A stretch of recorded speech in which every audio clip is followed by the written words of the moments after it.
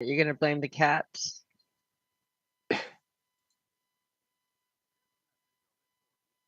Liz, you're not supposed to tell anybody that. What will blame the cats? That's hilarious. Here's a message of importance to millions of people who are continually pale and washed out, weak and run down. Doctors will tell you that these conditions are often caused by a deficiency of iron.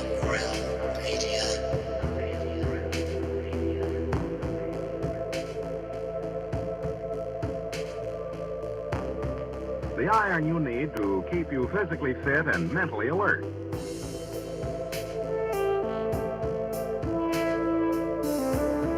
Medical studies show that 2 out of 3 women and many, many men lack the daily iron your body requires in a form your body can easily use and put to work.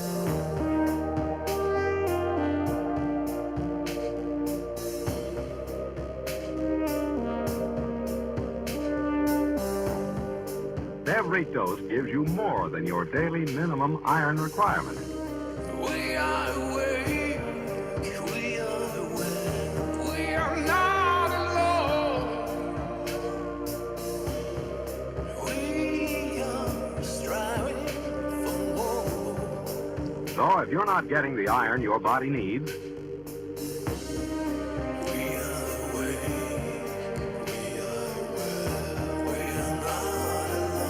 if you feel weak, run down, and are easily upset,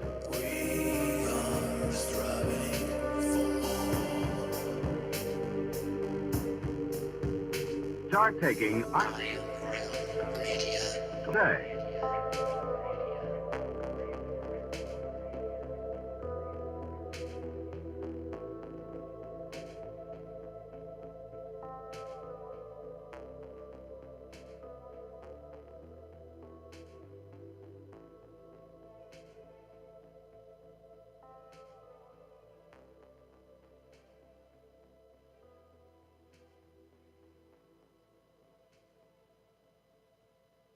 Happy Friday, my friend. Thank God it's Friday. It's Friday, my dudes. Yeah, TGIF to you all. Happy Friday, everybody. Welcome to Have No Sphere. Right here on the Iron Row Media YouTube channel. And, D Live, Odyssey, Facebook, Twitter, all the usuals. And, we've got a show, an absolute show for you today. But I think it's going to be a good one because we've got an old friend returning. So we're going to do some catching up. We're going to do some, just some good old-fashioned conversating. But let's jump right in and say hello, starting off with the lady. You might recognize her from her YouTube channel, Ageling717. Kimmy Nodell, how are you, my dear? Oh, I am worn out and tired, but good. I'll let Zach catch up on that. We worked a lot outside today. It was a good day. It was a good day.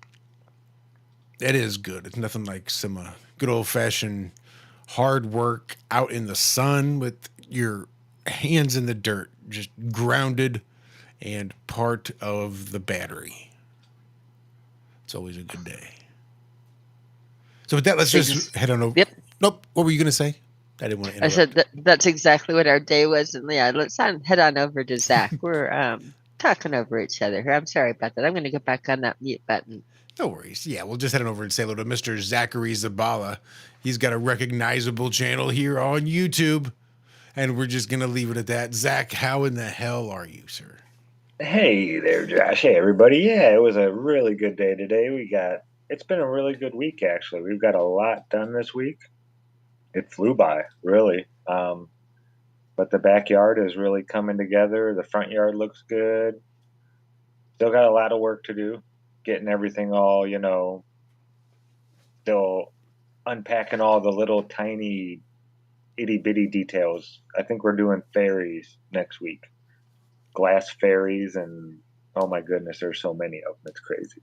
I don't think that's very PC these days, Zach. I'm sure they prefer to be called something else. But look, you do what you do, brother. Fairies it is. Fairies it is, and I want to say hi to Liz right there on it. Liz, last of the sun is going back to rain tomorrow. That's what it's doing here. We have a lot of paperwork to do.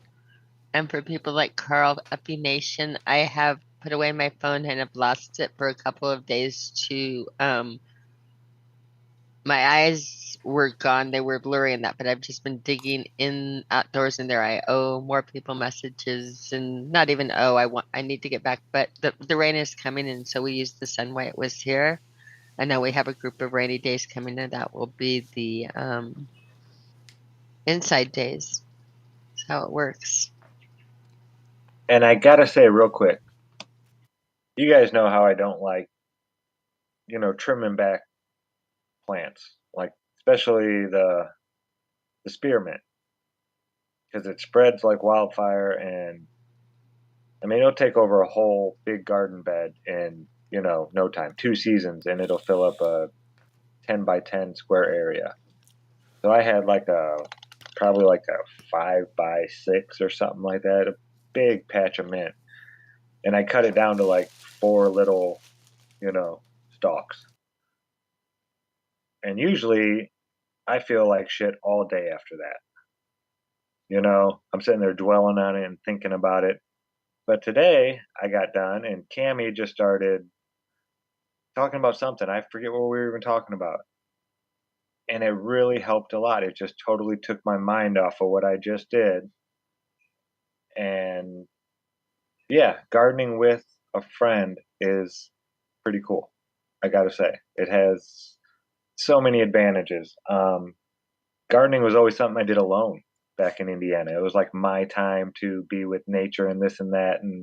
But when you find that right person, someone that's like in the same, wants to do the same thing as you, doesn't go out there and treat it as a burden and treats it as, hey, I get to be out in nature in the sun and, enjoy this beautiful day, then it really is. It's nice. So thank you, Cammy. That was a good day. It was a good day. We worked really, really hard and it felt really, really good. And when we say I work hard, I mean that Zach worked hard. And if anybody is familiar with Eastern sugar ball gum trees and has like think toddlers and those little popcorn machines that like would pop them all over, I was raking hundreds of sugar gumball things that were playing pop up while I was raking them. So I raked really hard, but it was pretty silly. I popped up a lot of balls. You were getting it done. I was getting it done. Yeah, worked hard. Yeah, the hands and the shoulders. It was a workout. There's just no good way to handle them gumballs either. I mean, they don't rake well. They don't blow with a blower well, unless you get like one of those great big giant freaking backpack that blows hurricane level speeds. Then you can get a few of them to move sometimes. Are you talking about those things that look like the Epcot Center ball with the Yes, like inverted? Yeah, and hundreds of it. Normally, I mean, they're a little like they're the yard hazards when you're out barefoot, and we kind of rake and you step on them and you say a few not nice words. But somehow, and what's interesting about them is what they put out. What this tree is known for is it's what they make Tamiflu from. And naturally, the green balls on it are stronger than Tamiflu. It's like nature's biggest antiviral. And for some reason, with things going around, nature made like what 20 or 30 or 50 times more because instead of yard hazards and that, it's like a skating rink. You step on them and you can roll. I mean, we had hundreds or thousands. Yeah, this is way different than the last couple springs. This is. But I wonder if nature's doing that. Or if it was just like we had a mild winter and things like that. It could be the conditions. But my goodness, they're an adventure. Some people sell them and make child projects out of them.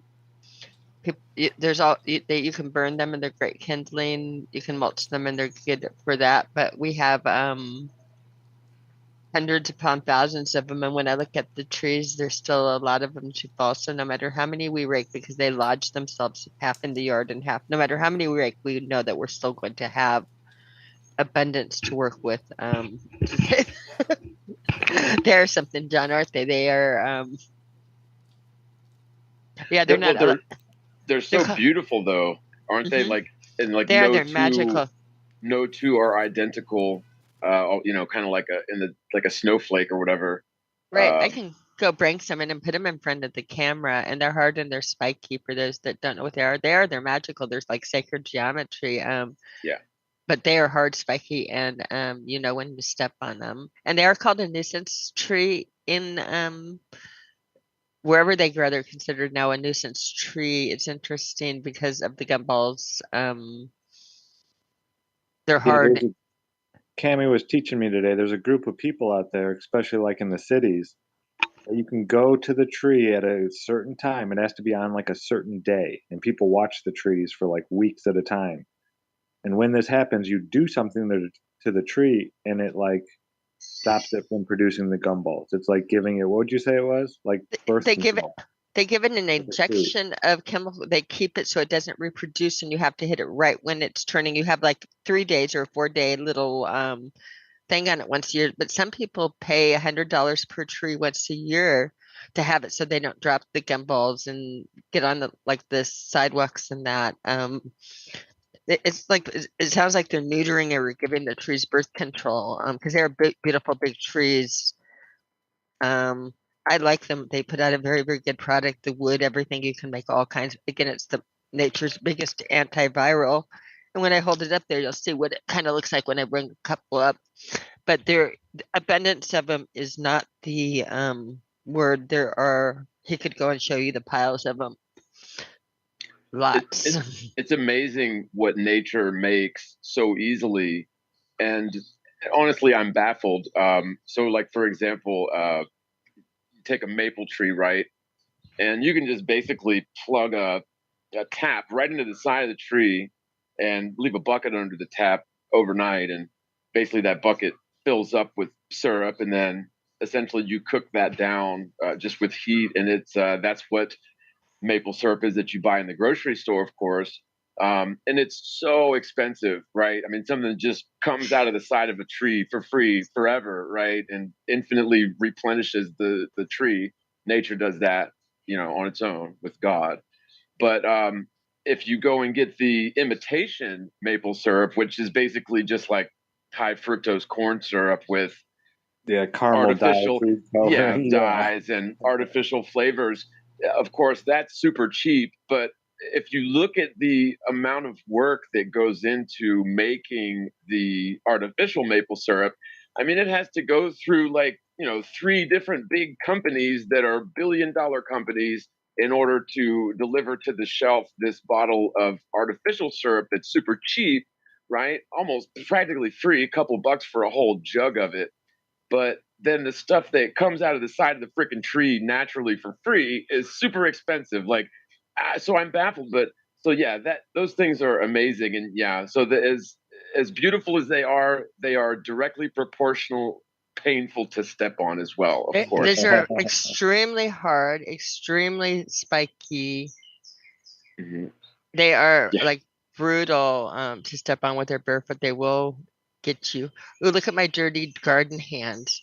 yeah. I Look was gonna at say that. Oh, that's disgusting. But you got the green thumb of a hobbit for sure. I do. Excuse that. I am plain guilty. I was outside in the dirt all day and my hands to prove it. But yeah, these are wonderful, magical things. Again, they do children's crafts.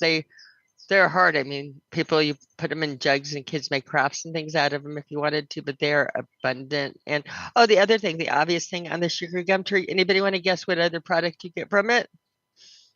Under the bark? Chewing gum. It's the sugar gum Uh, tree. yeah, That's where they make all that. That's where the chewing gum and everybody no chew. kidding. No kidding. I had no idea. So that's the same one. Hmm. Wow. The same one that does they have the But leaves is look it like still the same? What they still use for gum? I know they Oh, that's might what they used they to yeah. use some use of for they use gum. they get the chemical base and they synthesize the chemical bases, but Oh, they're okay. I was basing gonna it say I off know of there's a it. whole list of Uh-huh. battery ingredients in Hmm. most gums these days. So But the all natural is the sugar gum tree and the leaves of it. If we pulled it up, or I could pull some up. These leaves look like stars. It's the Remember the tree. old Topps baseball cards, and you get that pink stick that was like rock? that other card that actually was like had flavor to it, right? Yeah, Yeah, that's I probably the remember it all actual too Yeah. gum well. tree stuff. Yeah.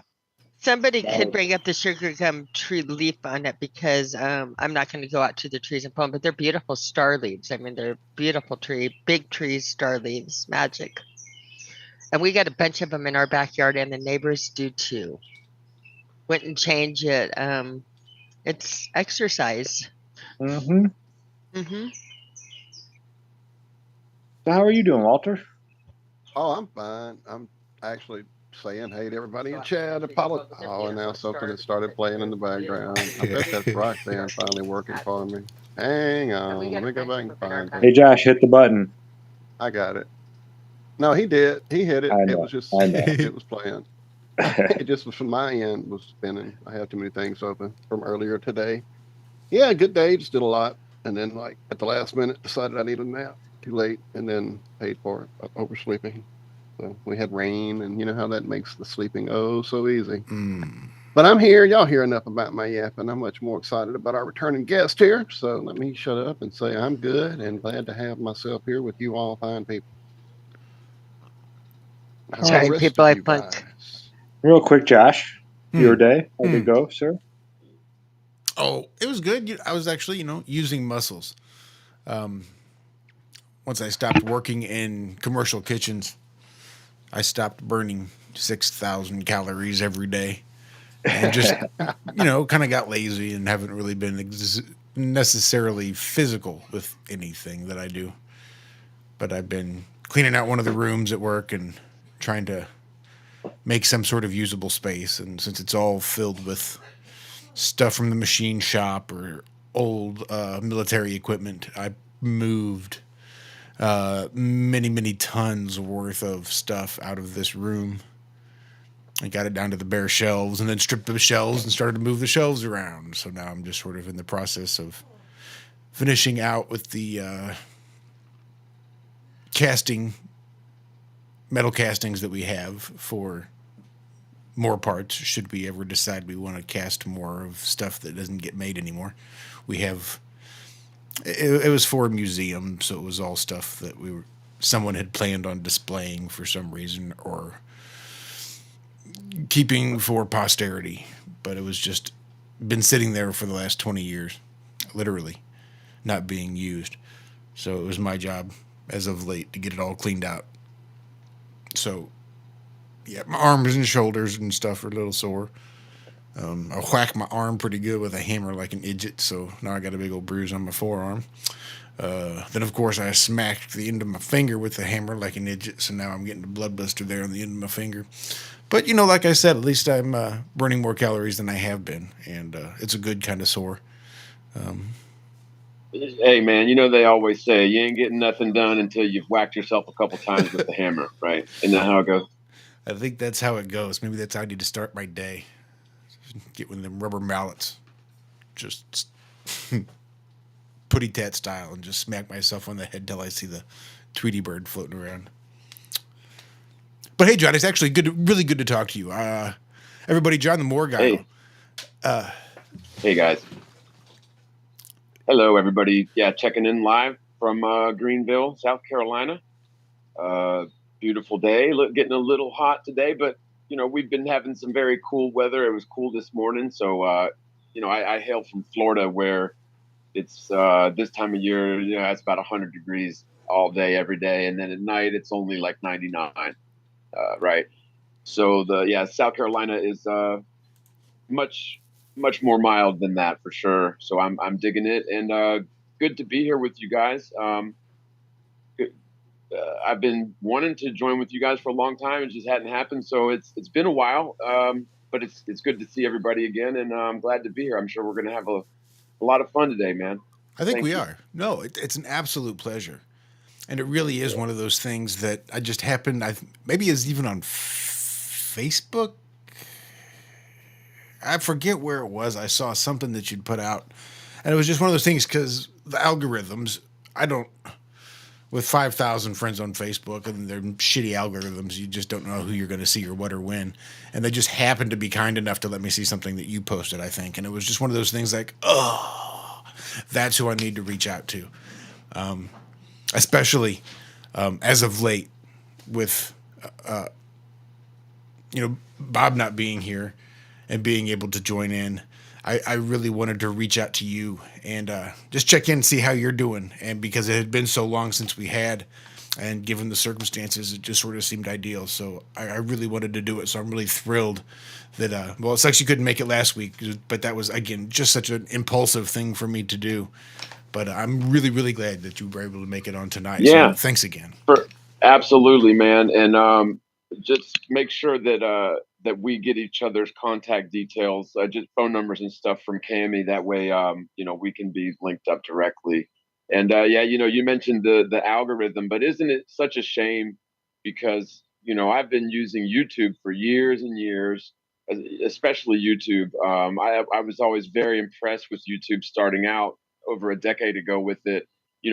Back in the times when most every other video site had all kinds of buffering and quality issues, YouTube was always pretty much the one that you could count on. And then talk about the search, the search engine for YouTube. If you wanted to find off the wall topics from independent content creators, you could find it, man, easy. You just describe what you're looking for, and it's artificial intelligence or whatever would find it easy. And then usually the default sort of suggestions that they gave you after that worked really well. Like you could pick a topic you wanted to look into and get all kinds of good stuff on it. But at some point, and it was like they hit a switch at one point, not just from the end user end, people trying to find quality content on YouTube, but also the content creator side trying to get your content out to people. But it was like it was literally like New Year's Eve. So I want to say it was the New Year's between 2016 and 2017. I'm pretty sure that's what it was. It might have been 2017 and 2018, but I'm pretty sure. So like New Year's 2017 and coming into 2016, coming into 2017, all of a sudden, like people would just start getting unsubscribed from your channel, and you would get unsubscribed from channels that you're subscribed to. If you search for something, like it would give you sort of the anti-conspiracy theory official viewpoint, and and then of course right around that time they also just decimated a lot of channels that were, you could say, fringe or rocking the boat too much. I guess they called that the purge, and I think they did a few of those. But yeah, man, this algorithm change from a revenue standpoint on YouTube, it was like just from AdSense, literally December that one month, my AdSense earnings went from over $1,000 that month down to maybe $30 a month from that point forward. And if you kind of study the analytics of your views, you can tell where the algorithm kicks in and make sure, like if you put out a video that starts getting a lot of traction on the site, if you're blackballed or blacklisted on these different various sites, it's like it just cuts it off and just makes sure that even if people are sharing it, like I don't know exactly how they do it, but they've put a lot of money and effort into making sure that the things like flat Earth, especially that we're talking about, they make sure that this sort of content does not get promoted, does not get viewed. Certainly, they don't want the content creators making any money on it. So it's a shame, but I'm glad that you found it. And I don't know if you remember what it was specifically. I got a lot of stuff out there, but I do try to share things with Facebook because, and I will stop talking soon, but very recently I linked up my Facebook account with a Instagram or Snapchat account. I don't even know. I think whichever one, Snapchat. And so whenever I post a video link on my Facebook, it shares it with my Snapchat account as well. And so the first video that I did that on, that video got 84,000 views, or like 80 plus thousand views within a couple of weeks, which is just unheard of for me anymore. Like, I can put out a video that's, comparable quality to my other videos, and usually it'll get seen by 1 or 2 or 3,000 people ever, period. Like, and that's it. Whereas, you know, before this change, you could put up a video, and if it was decent, it would get viewed hundreds of thousands of times, potentially, you know, millions of times. But it just seems like that's not going to happen anymore.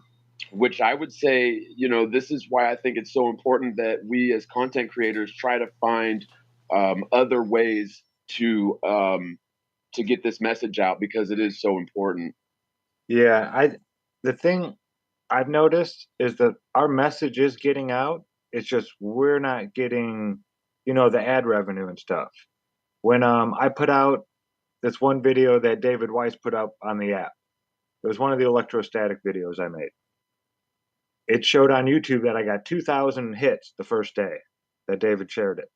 But on David's app, he has the analytics for every time anybody hits any button.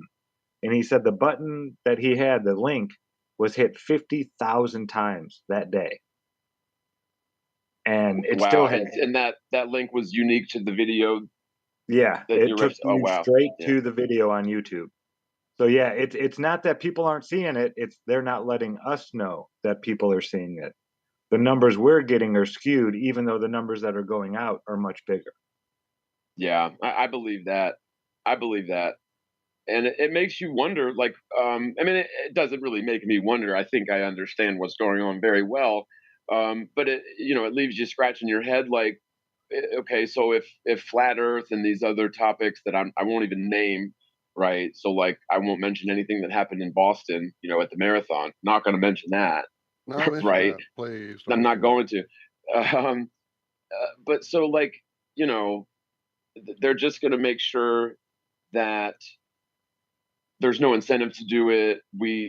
And really, as a content creator, I mean, sure, monetary is a good incentive, but really, if you're passionate about this subject, you want your content being seen by people, right? And so that's crazy. I think I remember hearing something about that, and I'm not surprised. You know, the whole.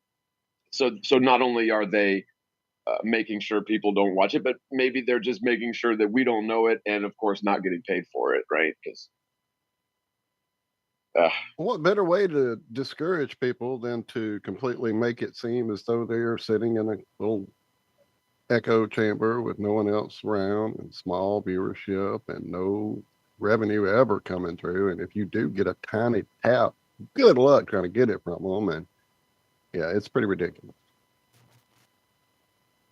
Yeah, that's how it's all set up. Unless you're a 16-year-old jackass that wants to run around doing stupid shit in public and recording it, then you could probably make hundreds of thousands of dollars a year from Google AdSense revenue. Fucking gross. Oh yeah. If I was to go right now and identify as a non-binary sandwich from the constellation Crab Nebula or whatever, I could go do that, start a TikTok, and maybe play some video games on there and just make tons of money. And that's, I don't understand, like, but that's what they promote. Bubblegum, meaningless content, stuff that's not going to rock the boat, that is advertiser friendly, which I don't understand. The whole, so you guys have seen the whole Bud Light thing, right? With what's that? Its name? That thing. Dylan. Yeah. Oh my goodness. Yeah, Dylan. That Crab Nebulian. Yeah. Oh my God. Crazy times, man. But I love seeing the backlash. You know, it's Middle America was their main sales. If you looked at where Bud Light and Budweiser products were sold, it was the Midwest. It wasn't the East Coast or the West Coast, or it was the Midwest. Yeah, and you're going to go and say something like that and just totally destroy your whole drinking base, your whole customer base. It's just crazy, yeah. And then they're trying to backtrack. Did you see the commercial they put out? It just showed the Clydesdale running around in like these majestic different places around America. Was it wearing a pink thong? Yeah, it should have been. But yeah, it didn't say a word about anything just about being American. It was pretty much just, they could have just said America the whole video over and over. Yeah. Brought to you by your foreign alcoholic beverage company. Thank you. Yeah. Yeah. We're sorry. AB used to be based out of here in St. Louis until they sold it to the overseas corporation. So it's not like it's even an American company. What are they talking patriotism for? They're in the wrong effing country if they want patriotism, but whatever. I don't know. I don't really drink anymore anyway. Well, you know, and clearly the upper echelons of the intersecting pyramids of power in this world, right? So at the very pinnacle of that, where all the orders come from, I'll just go ahead and submit that I don't think David Icke is that far off with the whole reptilian shape thing. That was right. I'm not saying I think that reptilian shapeshifters are in charge of the government, right? I'm not saying that. But if I was to learn that that was actually true, I wouldn't be that surprised, right? It makes a lot of sense because of the state that things are these days, right? But I'm also going to say, with that sort of granted for argument's sake, I firmly believe that flat Earth and other sort of revelations that come along with that are the only antidote, right? So like the only cure for this god awful shitty situation that we find the world in today, right? But and so I think that's the big reason why they try to censor us and prevent us from getting the word out to as many people as possible, because you know they're all taking orders from that same system, right? But yeah, I don't know, man. Maybe they are reptilian shapeshifters. Who knows, right? Well, you know, I mean, so there's a whole lot of history I have in the UFO research field. And in that research field, it was very late in the game that the Draco, the reptilian, were introduced into things. You know, for the longest time, it was the Greys. Greys. And then suddenly these became known and talked about in the conventions, and people would have had encounters, usually of a very unpleasant nature, and just all this stuff. And it became a whole like, this is a little too wacky for me thing. And that was about the extent of what I knew about it. And then later on, someone suggested I read the Urantia book. Oh, what an undertaking that was. Both a struggle to read, badly written, really bad ideas.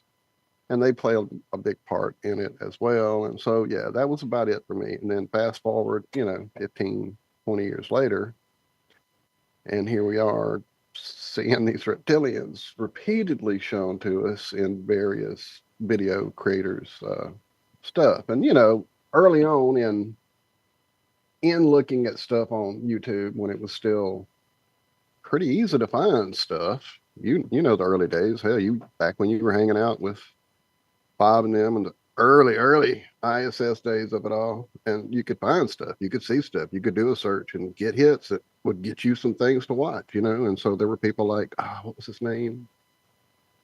Delfina, something about dolphin in Italian. I can't remember the pronunciation now, but he had a lot of good stuff. There was Kaninigan, who had a lot of good stuff. I went down quite a few rabbit holes with this. And so knowing what I did know with what got me into UFOs in the first place, which was personal stuff, personal encounters, personal things in my family, personal things in many of my family members, and we don't need to get into a whole thing there.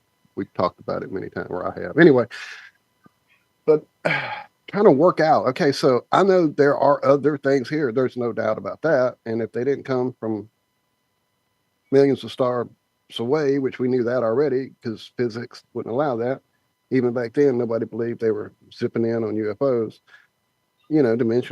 Dimensional stuff, shifting, all that kind of stuff. But where could they be from? And then all of a sudden, here comes the Kobayashi map story from the Honolulu Gazette there.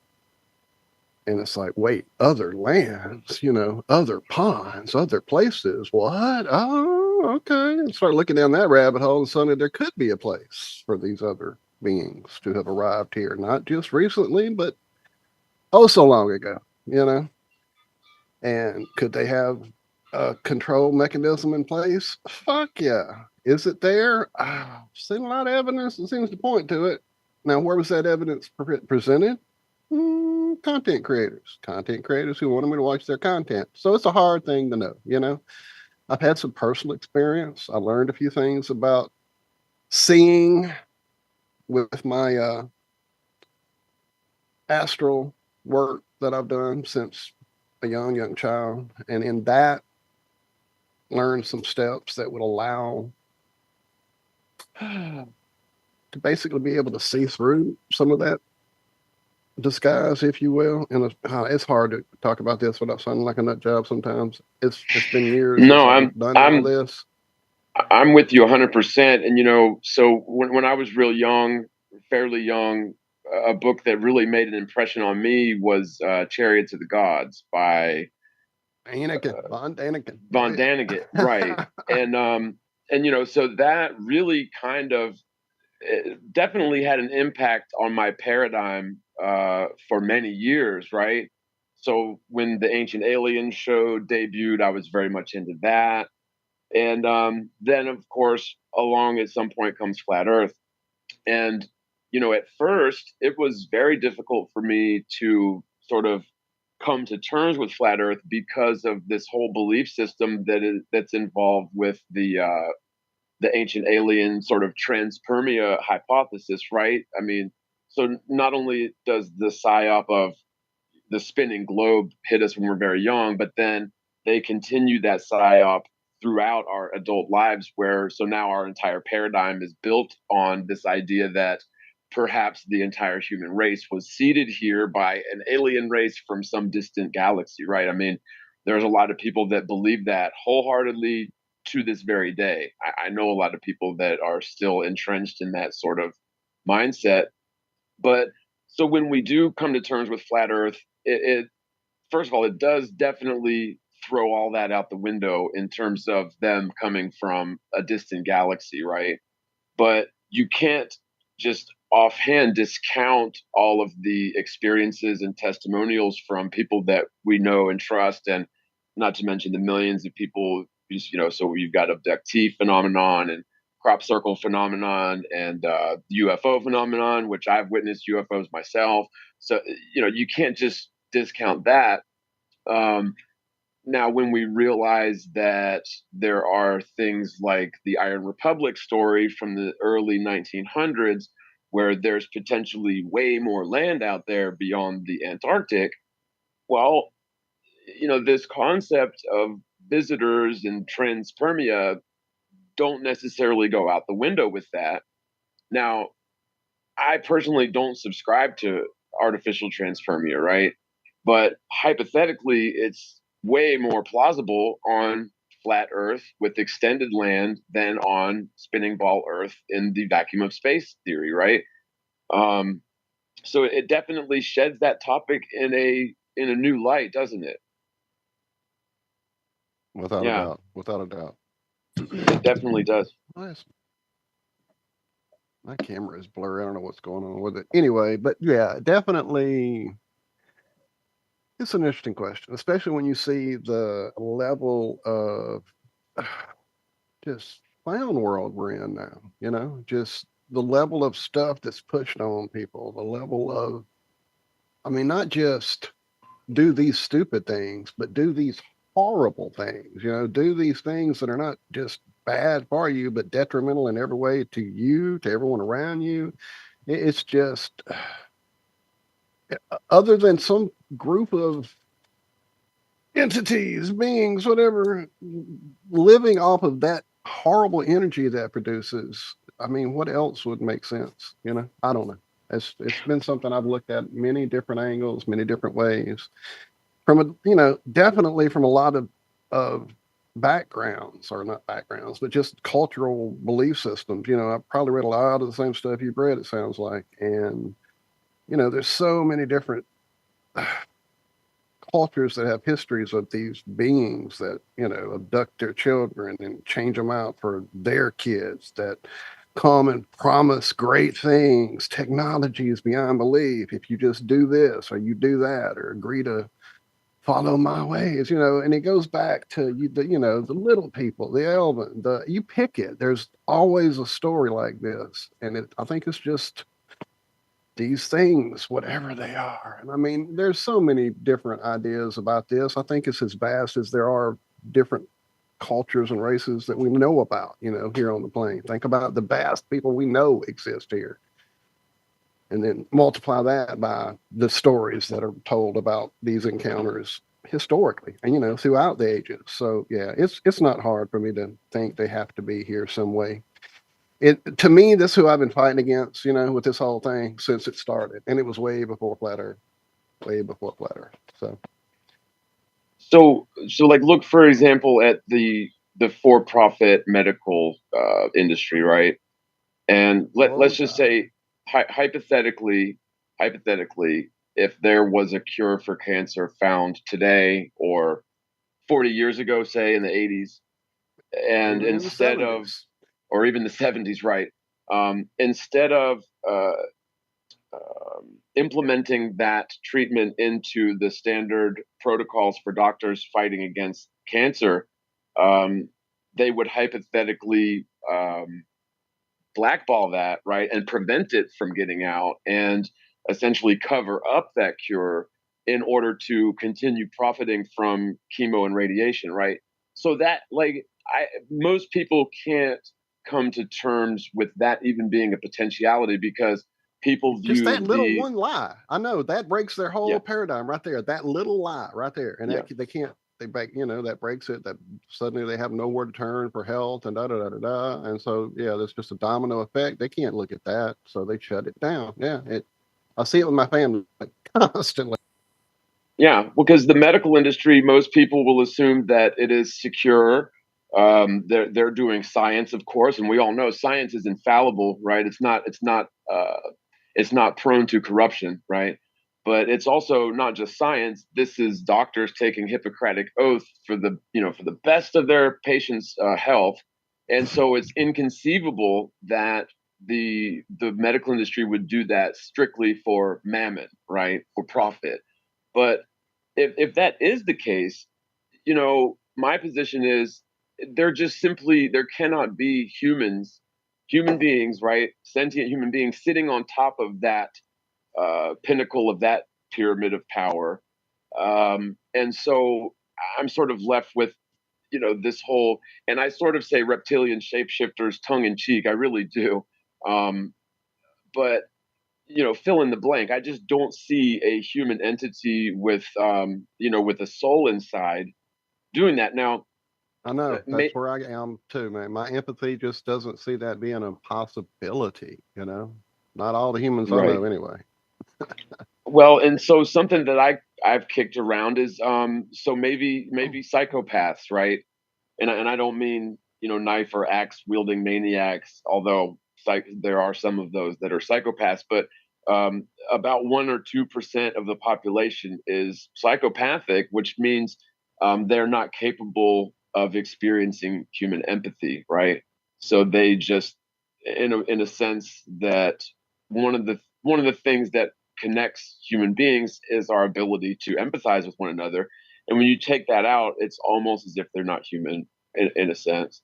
And so I've considered that, like, normal people aren't going to set up systems to acquire more power for themselves and their cronies. Well, I mean, for that matter, they won't set up a system that starts out your first instance in this life with pain, removal from your mother immediately, harsh treatment, sometimes knives get involved. It's fucking horrific, it's horrible. And so that's like MK Ultra 101 right there for any kind of mind control fuckery from day one, from instant number one. Right, but they're also there naturally in nature. In nature, they are like the opposite of an empath, and sometimes they have no hard will. It's a learned skill to see that, like, how other people react in that, and then some people again take it to the extreme and use it. That's service to self. But yes, it is. You say I'm not human, but in a way, it's an extreme. Just like your empath on the other end is an extreme. But yeah, we run the full spectrum, don't we?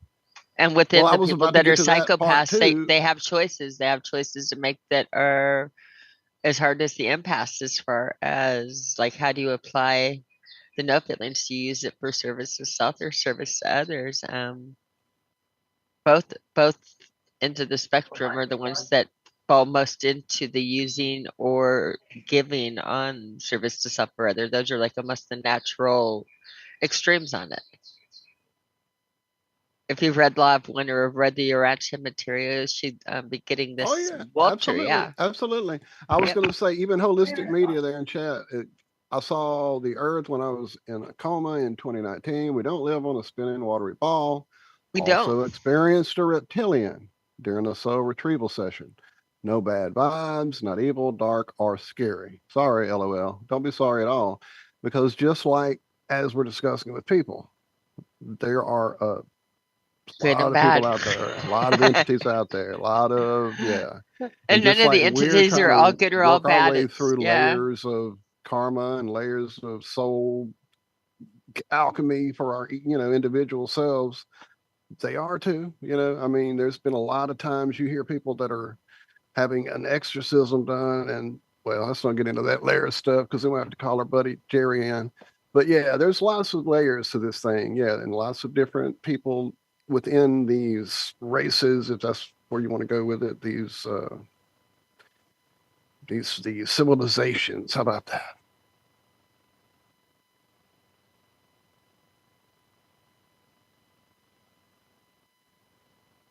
So when did the Pleiadians And I broke the come show. about? Go. Well, I was going to ask you, Walter, when did you were saying it used to be the Greys, and then we're like the reptilians. Does that come around before or after V? So yeah, that's kind of what it. So when they began to be talked about in the community, everybody was kind of like, "Oh, okay." So a show comes out, and suddenly everybody's talking about this. But then you go back and you look in historical records, and you see the statues of people walking around with fucking humanoid reptilian shapes on their backs, and you wonder about that. So, is it life or whatever imitating art or art imitating life? It could be both ideas getting implanted into the unconscious at the same time, maybe. And so some people put it out into the real research community, and some people put it out into the, hey, let's make a crazy TV show about it so that we can be revealing a thing or two about it. We know they always have to show their hand. It's part of the system. It's part of the small hat magic. They have to I've got one that can see. There you go. I mean, I guess you could make the argument that it has been in the culture or in the predictive programming for a while, though, in certain forms. So, like, we can take it back to Conan, right? The one with James Earl Jones. He turns into a snake in that one. It's perfect. Yeah.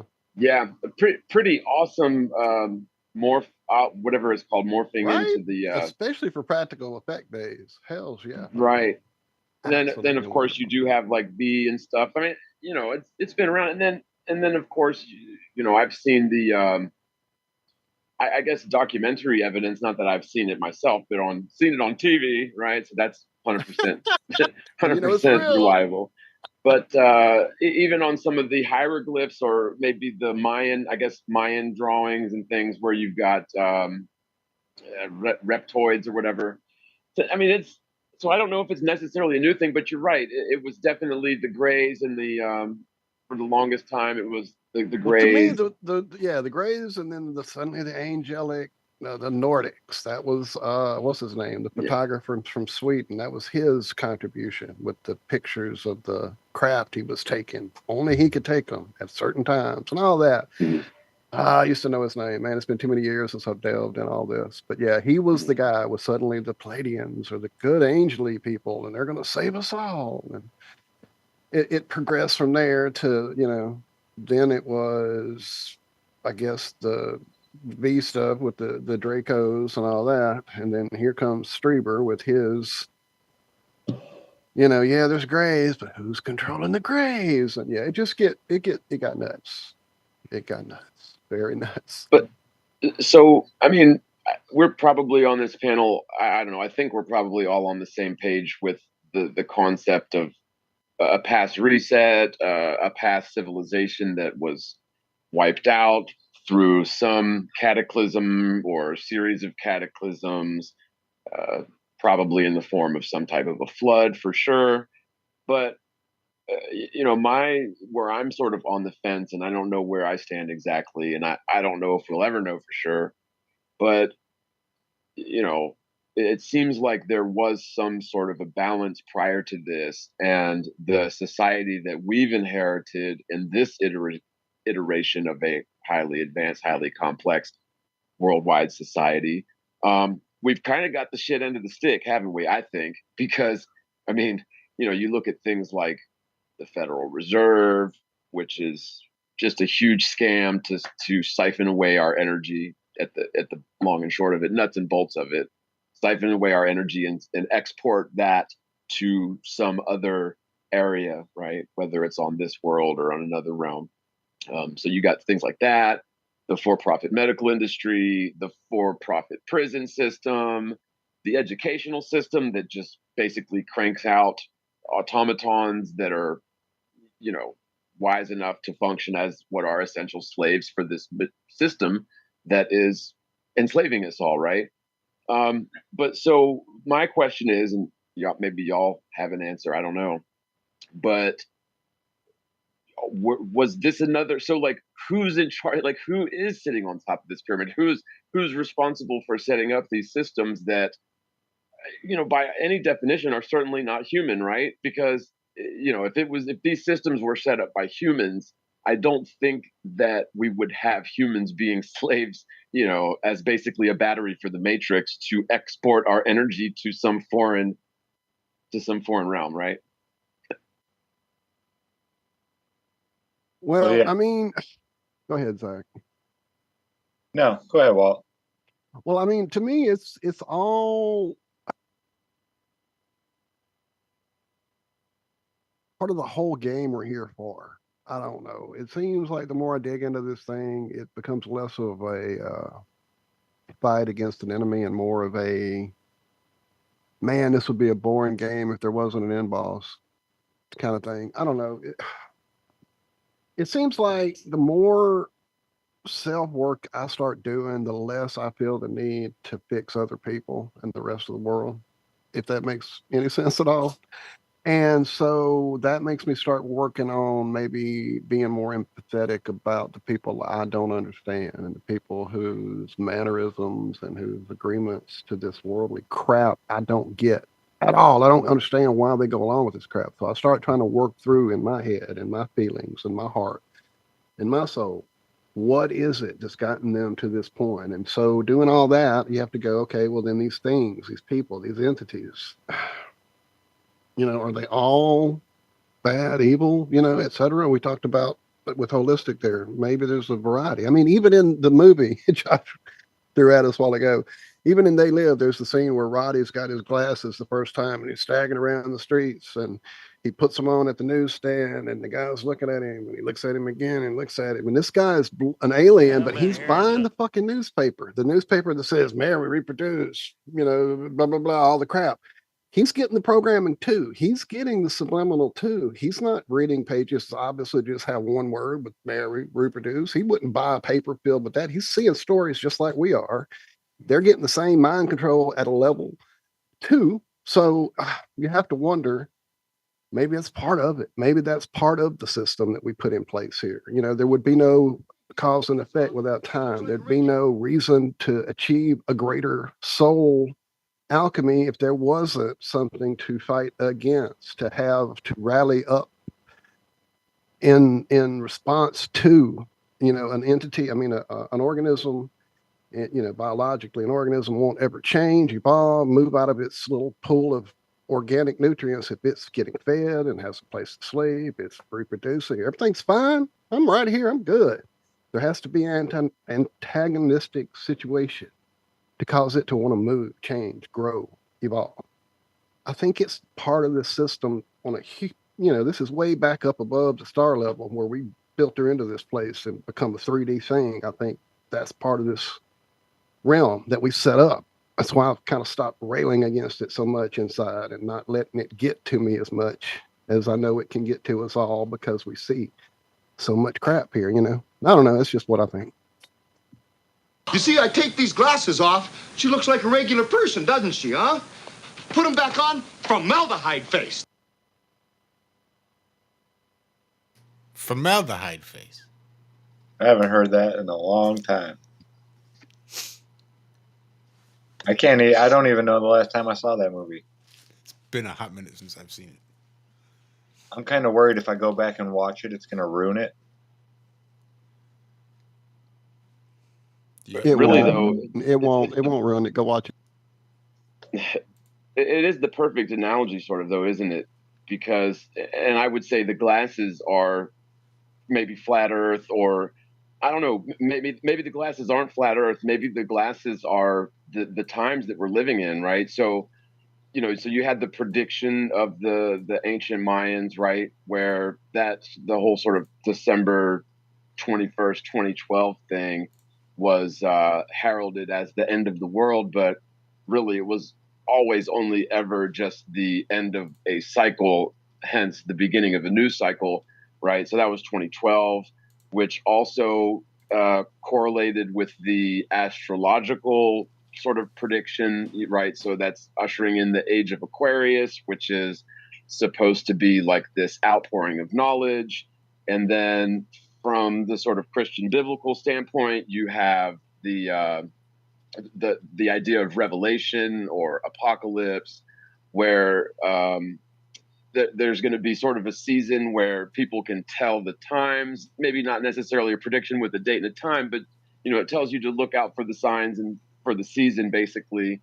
And so you have all of these really ancient predictions sort of dovetailing around right this time.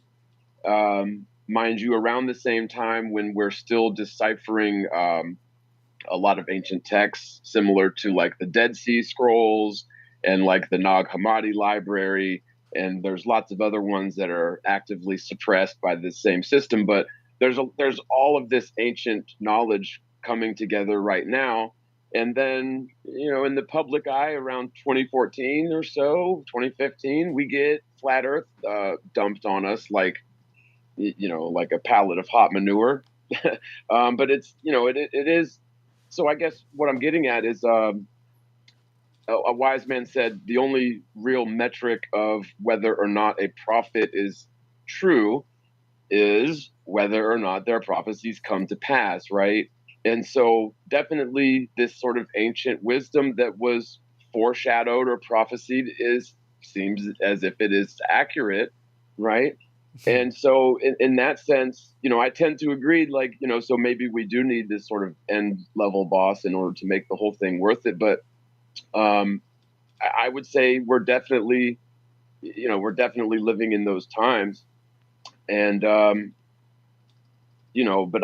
I think it's a shame that that entities like YouTube, at least, I was always very pro YouTube for years, and was early on. in love with their foundation story, but they definitely sold out, and now we sort of have to pick our sides, don't we?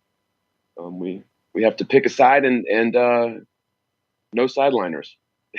You definitely, if you look at it like that video game analogy, we're definitely in them last few stages. We may not be at the end boss, but we're on those last few minions right before you get through that last door, for damn sure. And they're fighting hard. They are throwing everything they can at it, it seems. Every clown idea they can come up with, including... Well, yeah, have you noticed?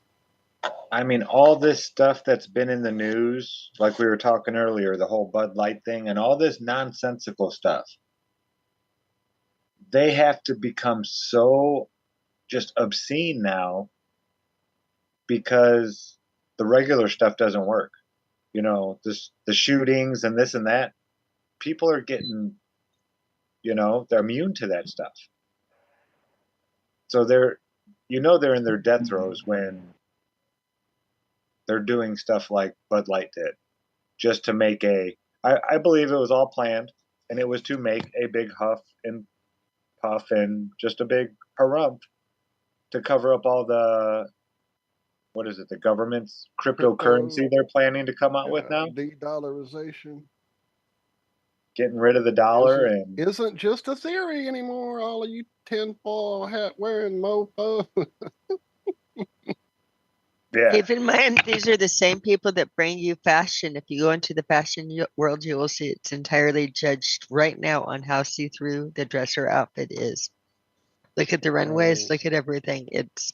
Oh Lord, right. Look over here. Look. Don't look at what we're over-sexualization doing. got Look over here. Out of control.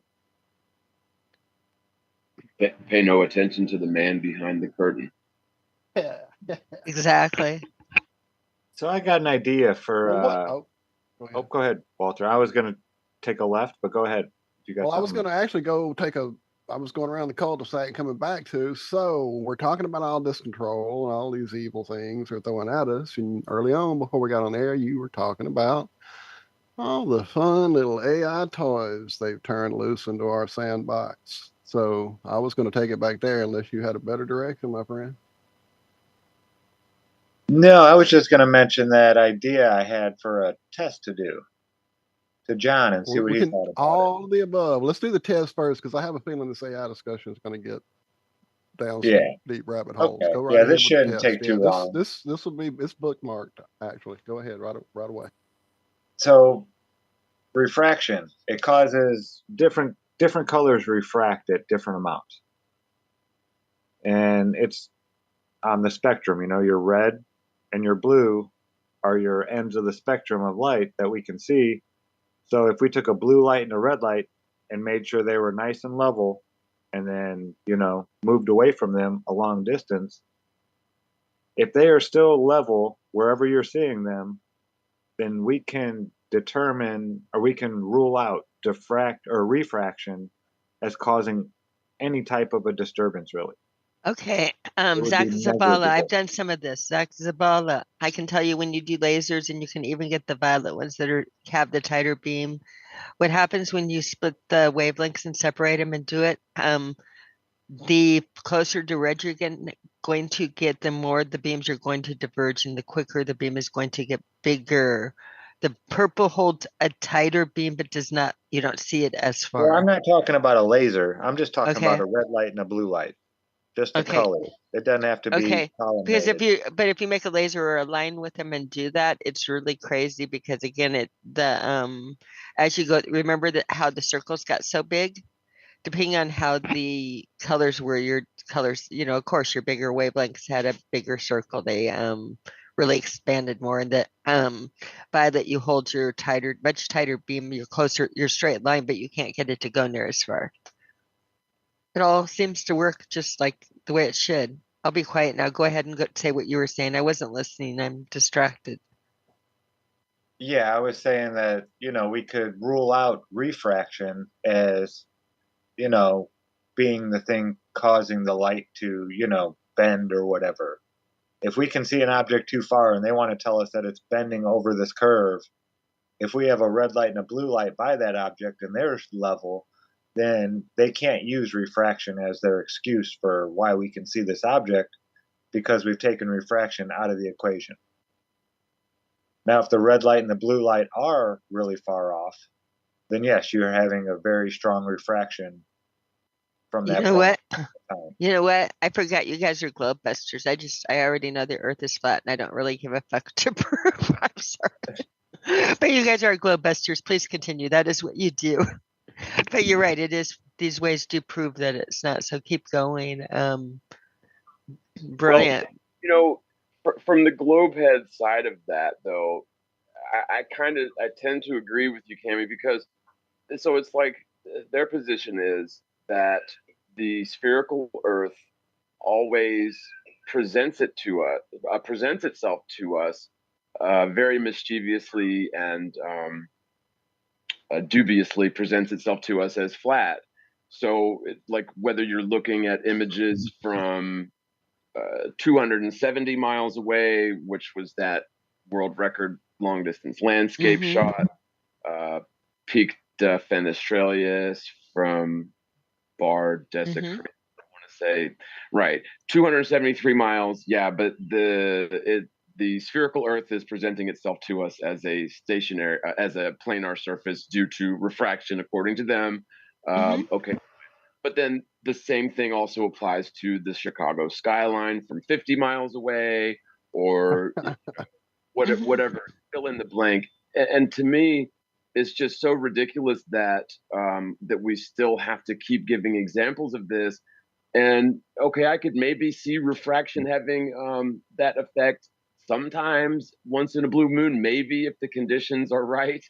But to go to that argument every time, to me, it's like, you know, and there's so many examples of lighthouses from 50 miles away, skylines from 30 miles away, mountain ranges from hundreds of miles away. Yeah, it's definitely flat.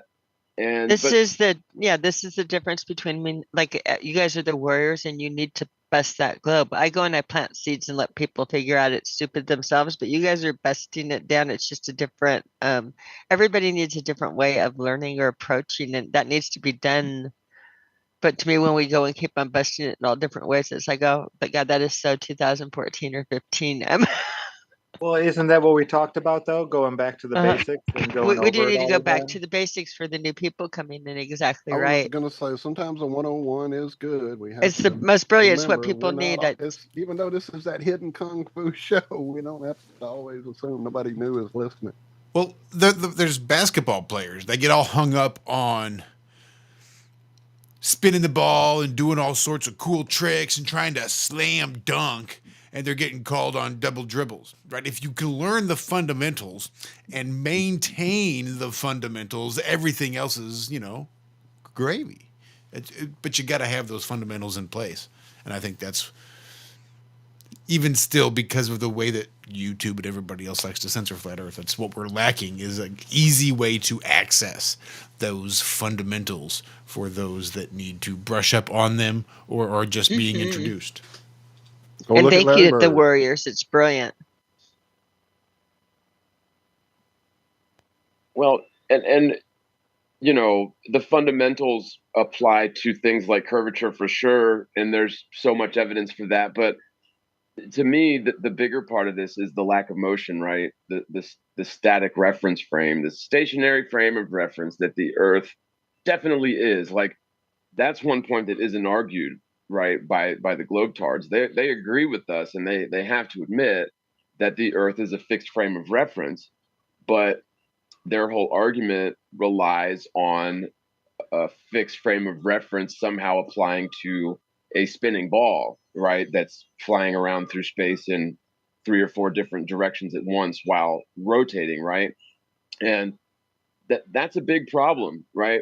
Because their argument is sort of akin to, if you're driving in a car down the highway at 70 miles an hour and you flip a coin, the coin doesn't shoot towards the rear of the car because it's a fixed frame of reference. But um, when we see things like, for example, an airline flight from Florida to Texas and back, right? So one's westbound, one's eastbound, and the duration of the two flights is a lot of times practically identical, right?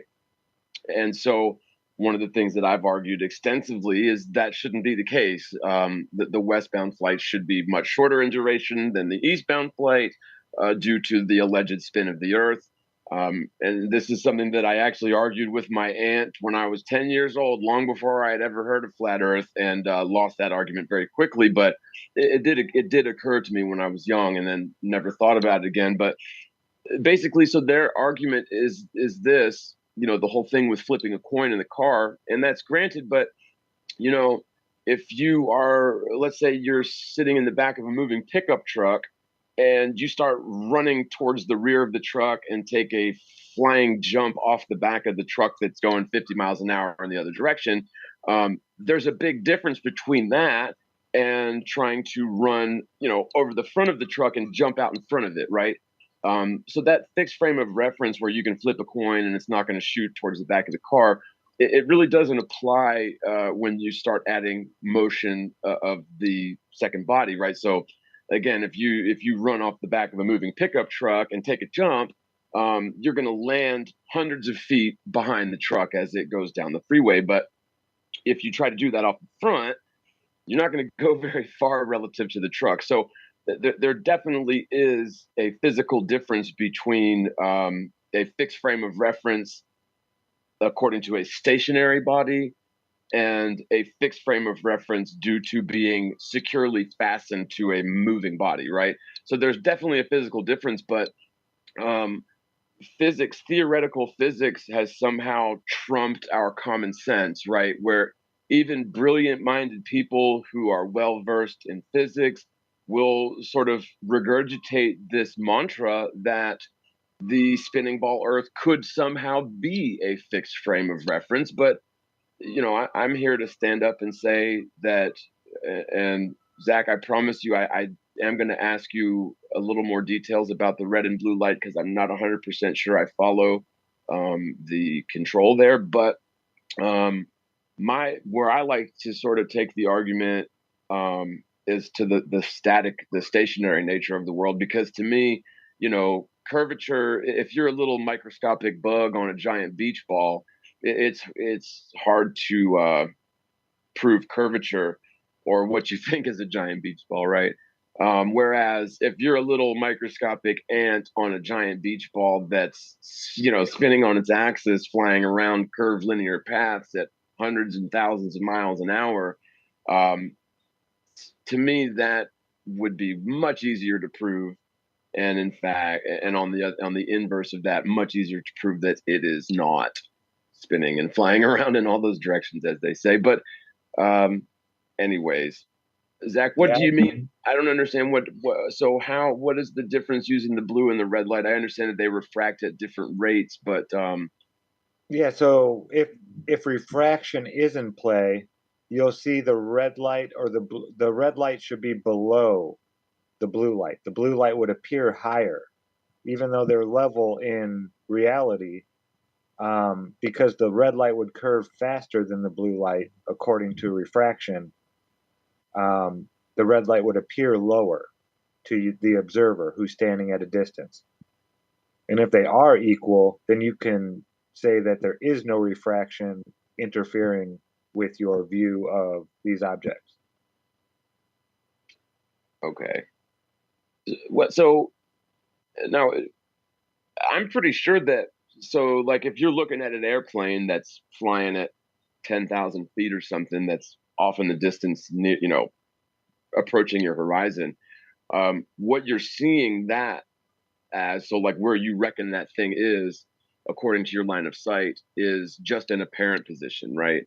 And so in aviation, they actually have terminology for this. So you have an apparent position due to visual cues of the plane, and then you have an actual position, which is, depending on a variety of variables or several variables, those two positions are not always one and the same.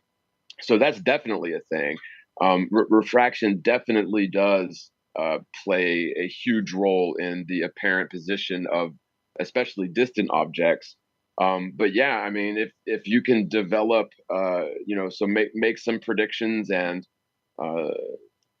vary some of the, vary the independent variable and see how that affects the independent variable, then, by all means, the more scientific experiments we have, the better. Just add that to the never-ending mountain of evidence that we have for flat Earth. But at the I end of was the day, figuring this could be something people could add to their long distance observations when they go out and do them. If you have that ability, if you're like doing a mirror flash or something like that from across something, just having a little red and blue light next to you could, just help cross off refraction if it isn't affecting anything right at that time. You could say, well, we have proof that refraction isn't taking place here. So now you need to explain why we can see it without refraction. I see. I see what you're saying. It almost you could almost use this if for nothing else, at least for calibration, right? Yeah, exactly. Yeah, no, that's a good idea. Yeah. I wonder though, does that, and I guess more testing is necessary, but I wonder if that also applies, like Camby said, to laser lights. I guess so. A blue laser beam would refract less than a red laser beam too, or is that the case? I don't know. I'm not sure. I'm really not sure about lasers. Yeah. This is just your regular light, not one that's been columnated. Right. Gotcha. Very, very interesting. Here comes Candy. She got something to say? I think she does.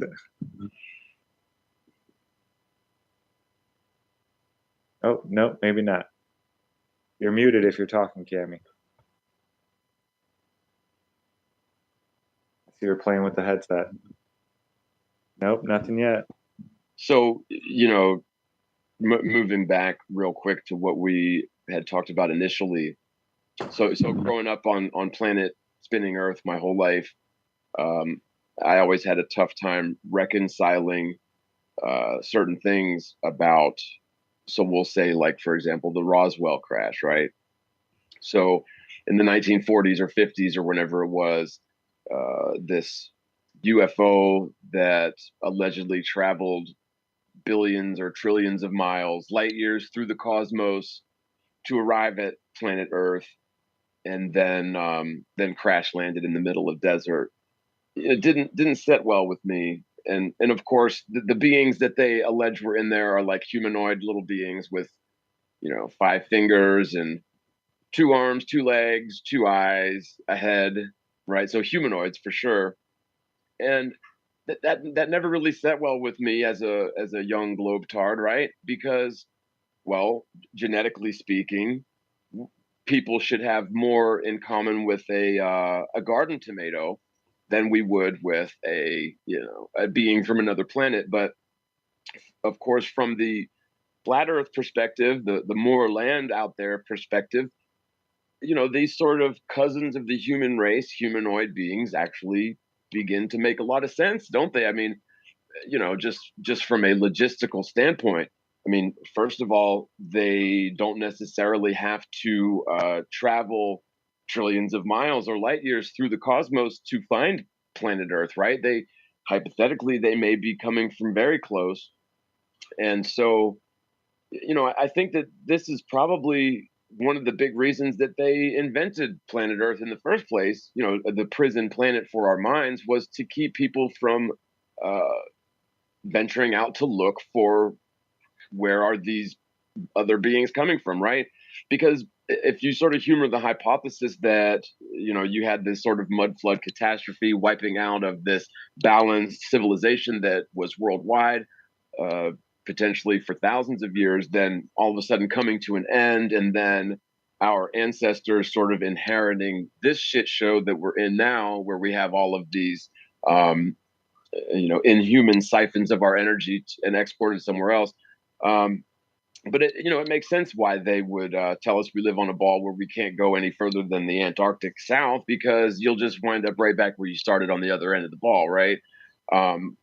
Caging our minds in that sort of circular logic or circular thinking. And in this sort of humoring the hypothesis, it does make some sense, and that's why I said earlier, I think that to a degree, flat Earth is the they live glasses, where that it helps you to see what else is going on behind the veil. Because when you wake up to flat Earth, it's like a switch. It's like a switch is hit in your psyche where you just have to start questioning everything, right? Yeah, anything is possible now. Everything is possible. And yeah. we can no longer just go on believing everything that we thought was true, and we tend to start questioning the very foundations of our psychological framework, which is, it's a beautiful thing, and right on time too. Needless to say, again, according to all the convergence of these sort of ancient predictions or ancient prophecies. So in that respect, I'm very hopeful for the future. Although the tribulations can be daunting at times, I think it's a very interesting time to be alive. And wow, the next thing on the horizon is definitely going to be the AI emergence, right? Maybe a singularity, isn't it? Yeah, that's wild. Possible or not. They're starting to give Depending on it who you ask. sensors. Go on, Walt. No, that was it. I said, yeah, it seems to be that or not. It depends on who you ask. So, yeah, go ahead. Testing Yeah. here or there. I'm taking off the headphones. Can you hear me now? Yes. We Okay, can I hear did you. that. All right. I went back and answered the like questions in the chat. I'm taking you backwards in time. Having a laser would not help you or improve the test, just like on the things the mirror tests were the best. Zach, the way you're doing it, a laser would not improve on what you're doing. You don't need that at all. It will just add it'll add the tilt that you're culminating it at as a variable that you don't need to worry about any of that. Having the lights, as you say, the filtered light should work fine. Yeah. Okay. Cool. Just Yeah, again, something to like the think flash about for test and that. people. Seeing it is Yeah. not, yeah. All the new people that want to go out and try it for themselves. You take I don't know, there's got to be some kind of red and blue light you can get that'd be nice and bright. And yeah, if they're equal, then that would help just to negate refraction as the cause. Yeah, just an idea I had. Good one. Really good one. So what you've been reading a book lately, Morgile? I have, yeah. Confusion in the Cosmos. I had started recording it, like I'm just doing it, the audiobook. And I was gonna do it, recording it and then put it into Vegas Pro and edit it and then render it and upload it. But and I love the process. I love to make videos and do audiobooks and stuff like that, but it is very time consuming. And the computer that I'm using was a very decent computer when it was running Windows 7 or whatever. But soon after I got the computer, it upgraded itself to Windows 10, and so 4 GB of RAM, which was pretty good for 7, now Windows 10 just chews up 4 GB of RAM just sitting there with no programs running. And so while I can edit and render video with that computer, it's very it crashes a lot. It's very time consuming, and if I have to switch back and forth between programs, so like usually I'll be running Adobe Photoshop, Adobe InDesign, Vegas Pro, and the internet. Right, if I have to run those things and switch back and forth, it literally might take 5 minutes to switch from one program to the other. And if I have to switch back because I forgot something, another couple minutes. So it just wasn't feasible to try to do the audiobook that way. And so I've been doing it as a live stream, just because it's one and done it, right? And then what I'll probably end up doing at some point is they're already compiled into a playlist, right, for the audiobook, but I'll probably end up editing that down, chopping out any of the parts where I'm talking to people in chat and stuff like that, and maybe even add in some pertinent images that go along with discussion in the book. But yeah, so that's what it is. I'm about halfway done with it. I've taken a break from it for the last couple days, but I am planning on finishing it because, some friends of mine had sent me the book and asked me to take a look at it. And, I do like it. And I told them at that point that I will, produce it as an audiobook, which is, so I'm about halfway through it now. Yeah.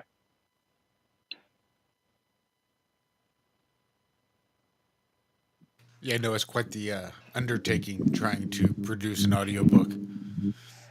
I had half a mind to try it once upon a time.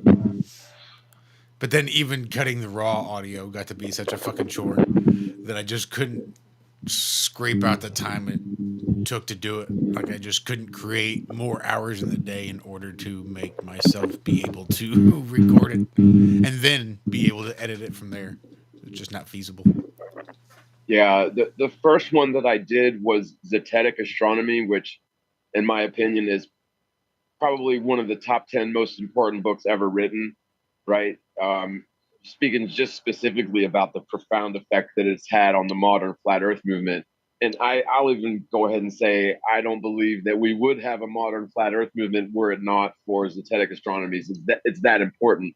But when I recorded it, I did the audiobook and recorded the whole thing. And right as I was producing it, my YouTube channel got slap on the wristed for some kind of a community guideline strike or something. So for about 30 days, I wasn't allowed to live stream, nor was I allowed to upload videos longer than 15 minutes. And so that one I had to, after I was done recording it and everything, and it was ready to go, I had to chop it up into 15-minute or less chunks and make a playlist out of that. So yeah, I mean, I would say putting together audiobooks, it is an undertaking. And I would say it gets much easier, the more of them that you've done.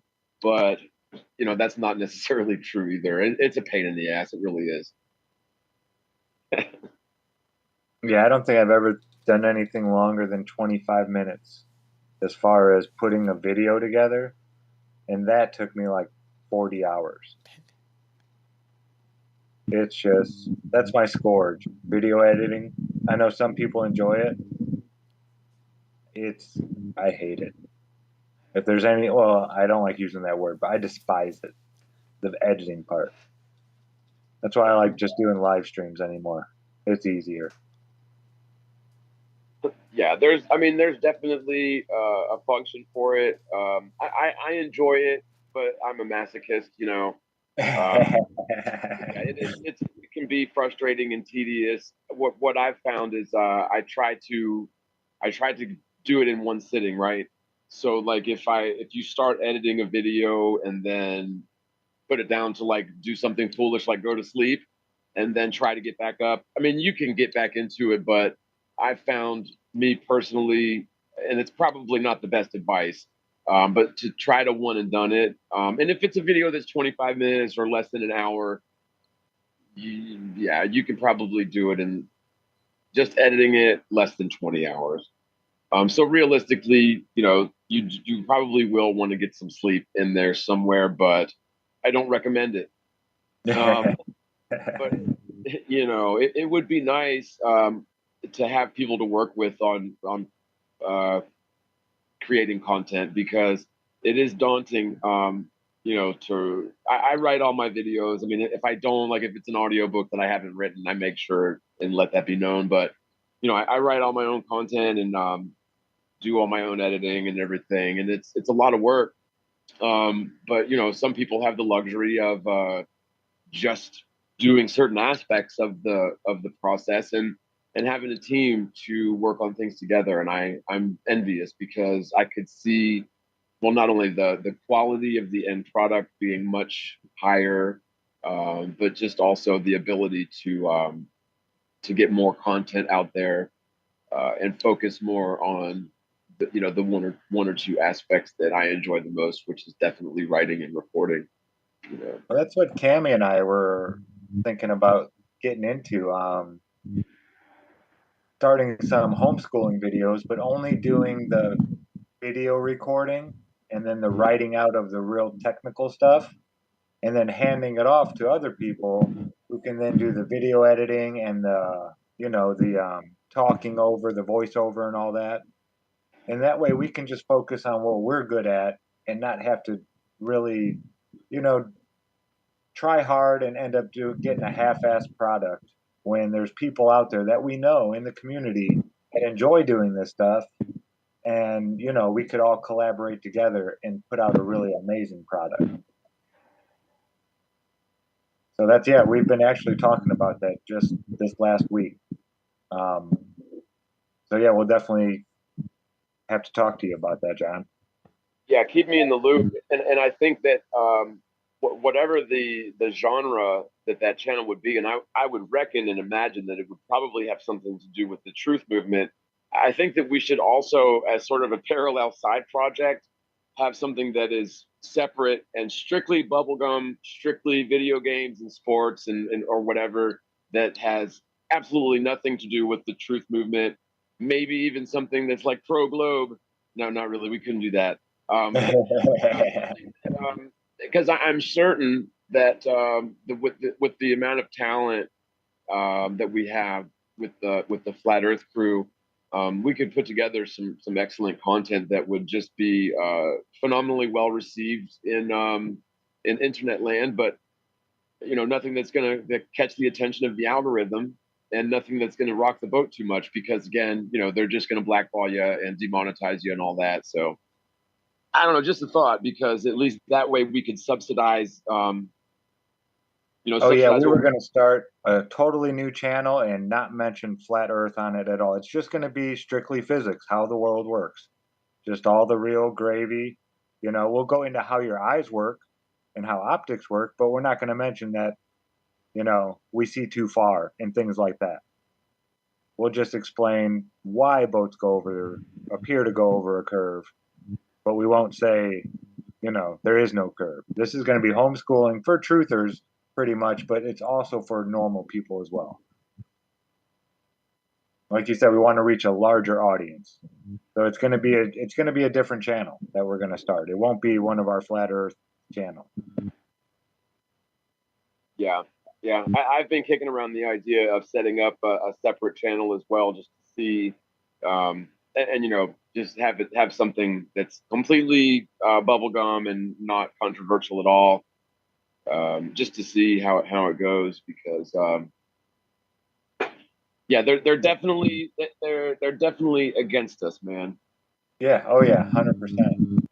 And that's one of the only ways you're going to get your, be able to at least not so much get the views, because we are getting the views, but get the recognition for the views and actually get, make a little bit of money off ad revenues for the effort. Like you said, just a 25-minute video, that takes 20 hours to do that, to really get it nice and edited well and all that. It's time consuming. And yeah, it's worth, your time is worth money. It Right. is. Short ones, like showing children, they love it, showing them like anisotropic or even the Faraday effect, or how to hunt for rocks and how crystals grow and how to grow your own crystals.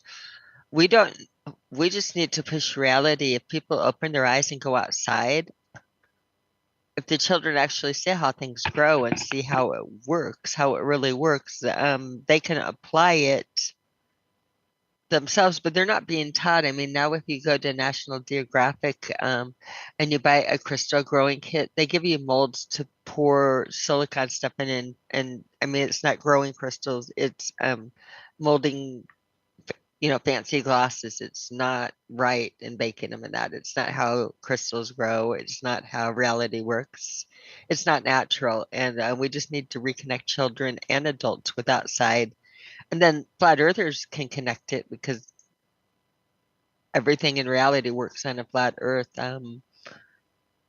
So just those pieces out there. Again, a connector channel, not flat earth, not globe earth, but I can tell you that reality works well on flat earth. I can't find any discrepancies, and the preponderance of evidence on the globe earth gets downright silly when you start getting into it. Well, I Room definitely know velocity it's alone. needed. It's definitely Room needed. velocity It's alone. really younger. We're not on a flying water ball, but again, let people. If we show centrifugal and centripetal force or the lack of it, and the no negatives in nature, and show how things grow. Again, re-looking at it, it's much easier to absorb the truth, because again, the absurd gets more absurd if you're hands-on. If you're hands-on in nature, and that if you're in front of a computer screen, they can sell you whatever they want, and they do. Well, it's needed because my big thing was always going to the science store in the mall. I know you did too. And then fast forward, it disappeared.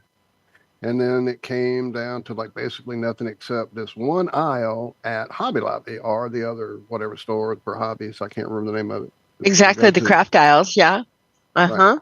And so you go down that aisle, and there would be awesome stuff, grow crystals that really worked, and the Chemistry bird that really sets. drank, and all kind of awesome electric chemistry and things that would blow up, and all good at the rockets. They were fun, and all this good stuff. Well, Potato clocks. Michelle does crochet, and because we go there quite often, I've noticed this progression of it going from an aisle of all that. and Real the quick, next aisle Walter, over, where's your microphone? it's where it was. Why did I hit Okay. something on my computer? Pull it Maybe? closer to your mouth.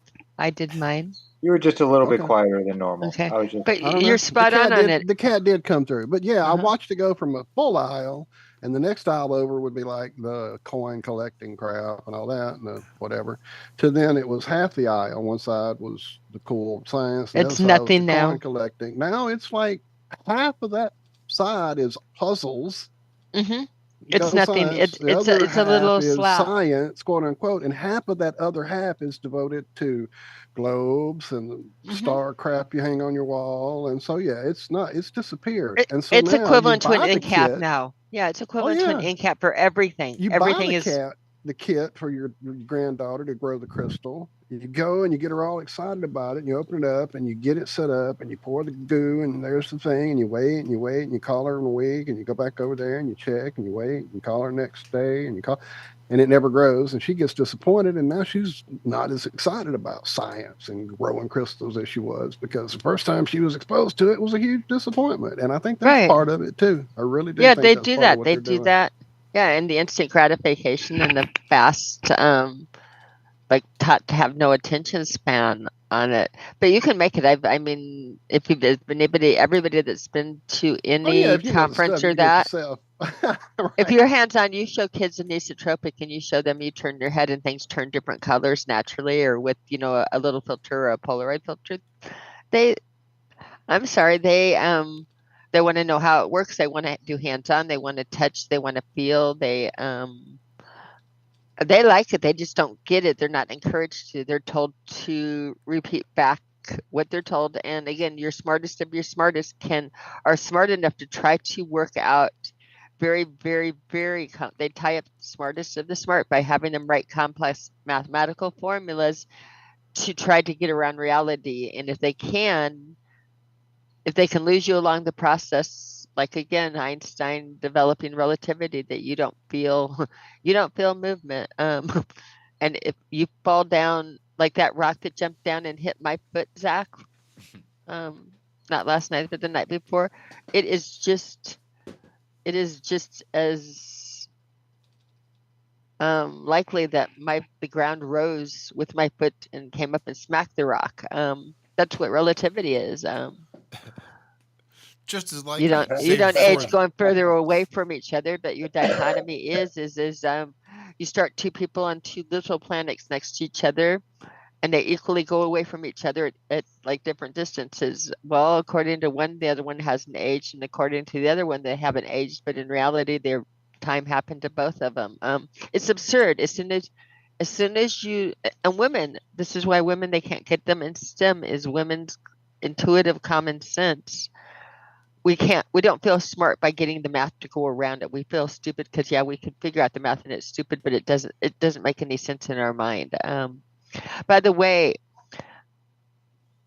Melodome, if you're still in there if you guys do women on Trivia Pursuit or on your trivia games, women don't care how many miles NASA has things. Women care how it works and if it's intuitive.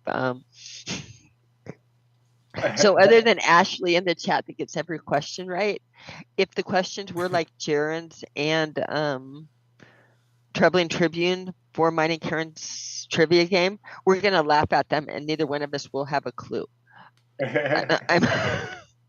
But we sense when things don't work or what's reality or not reality. It's a different filter, but that's why the girls aren't going into STEM. As soon as you connect things, they're really interested. As soon as ask Zach and the girls that are around her see on how things work, all of a sudden they're really good at science and that, because it's like, oh, I see it, you can touch it, and that makes sense. Writing equations to try to make it make sense. That's where lose us. Again, Faraday effect, just to tell people, everybody's scared of the math on it. It's pretty intense because you can hold those, you can change the angles, and for every time you make a slight tilt, you have a new equation. But it was never an equation in the first place. It was just an optical effect. I mean, they turn it into scaring the hell out of you. You need the math for engineering purposes for making a computer screen. It would be bad if you ran bad if you ran sunglasses, polarized, and a computer screen at different angles because you would block out the screen. I mean, they have to think, you have to run it horizontally and put thought into it. They have to quarter polarize your screen so when you turn them, I mean, you need to know the math, but that's not what you're looking at. It's all of this is simply an optical effects, and you can reproduce them with your eyes and see what they're talking about. The math is just what you have to do to program it for a computer, not for reality. So I'm just thinking out loud here, but say if I That's not what were I'm doing. Oh. designing a government building and I had computer screens that might also be facing a customer service window, couldn't I just put two polarized films on both the computer screen and that customer service window so that when customers looked through that polarized glass, it would block out everything on the computer screen? You could, and you could do it very cheaply and easily. You would get this kind of the film with this sticky on it, which they do have the sticky film for windows, and it's the same stuff you use on your car windows. Like when they tint your car windows, a lot of the times they're using this. In fact, most of the time they are. And you're running it told to run in one direction, which is horizontal. But if you run that sucker vertical, you just made it that they can't see your computer screen through the window, but they can see everything else. That just gives you privacy. That's brilliant. So if you have a window that does that, that's absolutely no. If you do it with if you do it with any type of screen that you can turn and look at, like your phone screen or some iPads and things like that, it's phased into the screen not to do it. So it's only with stationary monitors. Stationary monitors are always horizontally polarized. Same with sunglasses are always horizontally polarized if they are polarized glasses. Things like screens and automobiles and that, again, it cuts the glare. The technology is there and they use it. Think of it. And again, it's why aviator glasses are never polarized, because windshields of planes are, and you would never want an aviator getting knocked over, tilting his head and everything in the windshield going black. So that's why you have aviator glasses. People think it's a fashion thing, but it's really a safety issue that it would not be good. It would not be good. But yeah, they use polarization all the time. So the Faraday and these different effects, they have to be able to calculate for technology. They know it's a problem if you have polarized sunglasses and you have an iPhone or something and you were to turn it and people lost their screen. It was a bad thing. You know, they had to account for that. Oh, yeah. So that's why I mean, if it's a screen that you can turn, they're going to do something called circular polarization or quarter polarization, and they're going to add phase lights in. But if it's a screen or a windshield or something that you're always going to view in the horizontal position, they're going to linearly polarize it. So putting horizontal polarization on a window looking through just gave your screen privacy. You asked a question, and I'm saying that was a brilliant question, and it's a brilliant, easy way to do it, because looking through it, it's just tinted. It wouldn't stop you otherwise, unless you had sunglasses on, and then you wouldn't be able to look out your windows without tilting your head. And you could You even might do need like tinted ones instead of polarized ones. Would it necessarily need to be tinted? I mean, if you just no, you can do it very, very light tinting. It's very, not the very tinting. light, right. Yeah, it's not the tinting. There will be some tinting compared to regular glass to it, because remember, they're blocking out every other line. You know what I Right. mean? They're blocking out literally half the light, sort it's of half of the away light from almost. it. It's just all coming in one, Right. like mini blinds. Uh-huh. It's like mini blinds opened in a half position. Things can only come at that one angle, but it means that you're not getting the vertical glare from the sun and all of the other stuff scattering. It's used in science all of the time on I had it built into every piece of equipment I used to look at rocks with, because it's so, you saw like that, when I did the lines and the lines jumped through the calcite and you saw it jump. Uh-huh. I have equipment that measures exactly how much it jumps. but the way that you measured it is spinning the filter. It's it's built into a lot of it's built into microscopes, cameras, all kinds, or they're not built in, but you use them and utilize them. I've always had okay, I'm a nerd. I've always had like at least like 5 or 6 different kinds of polarized filters on my desk just because of the usage for them for so many things. With rocks especially. And microscopes. Well, yeah, that was like your job for part of your job for. It was 36 years, or whatever it was. 3 decades, yeah. Yeah. That's awesome. So it's fun. You get thrown into this, and of course, the other equipment I had were refractometers and polariscopes and that. So when you guys are doing this, it's like, oh wow, I trained for this my whole life, and people think I'm smart, but I'm not smart. I just only lived in that micro. I lived in a micro world of it. It's like, oh, I trained for this one. I know what you're talking about with refraction, and no, it don't work that way. Not in reality. Refraction only changes when you change mediums. Having it thicker, you'll get more magnification and things like that from a lens. But like if you have a itty bitty stone or a little bitty whatever it is solid, having something bigger does not change the angle it bends it at. It continues until it hits a different medium. So. Amen, sister. Amen, sister. Amen, brother. I'm going to stop now. I'm rambling. I have not had enough sleep. And what did you call that, Josh? Where I'll just speak what's on my mind? Just thinking out loud. I'm just thinking out loud. Okay, I'm going to stop thinking now. Bye-bye. Nope. So if anybody wants to invest in a new business idea, I have. See, what we do is we follow around First Amendment auditors, and we we contract ourselves to the local governments to make private all of their customer service areas so that all the things on their computer screens will remain private. No, wait, you're going to say that again. What? So if there's any of those sweetheart investors that want to get out there and invest in my business idea, what we do is we travel around behind the First Amendment auditors. And we contract ourselves to the local government, and we make private all of their computer screens at the customer service windows. Make private. Yep, we put a polarized screen over their computers, and then we put the polarized screen over the window so that when the First Amendment auditors come up with their camera to look through the window, they're not going to see any computer screens. That is genius, Josh. But what is the First Amendment auditor? Oh, John, you would love these people. Go ahead, Josh. Well, so, shit.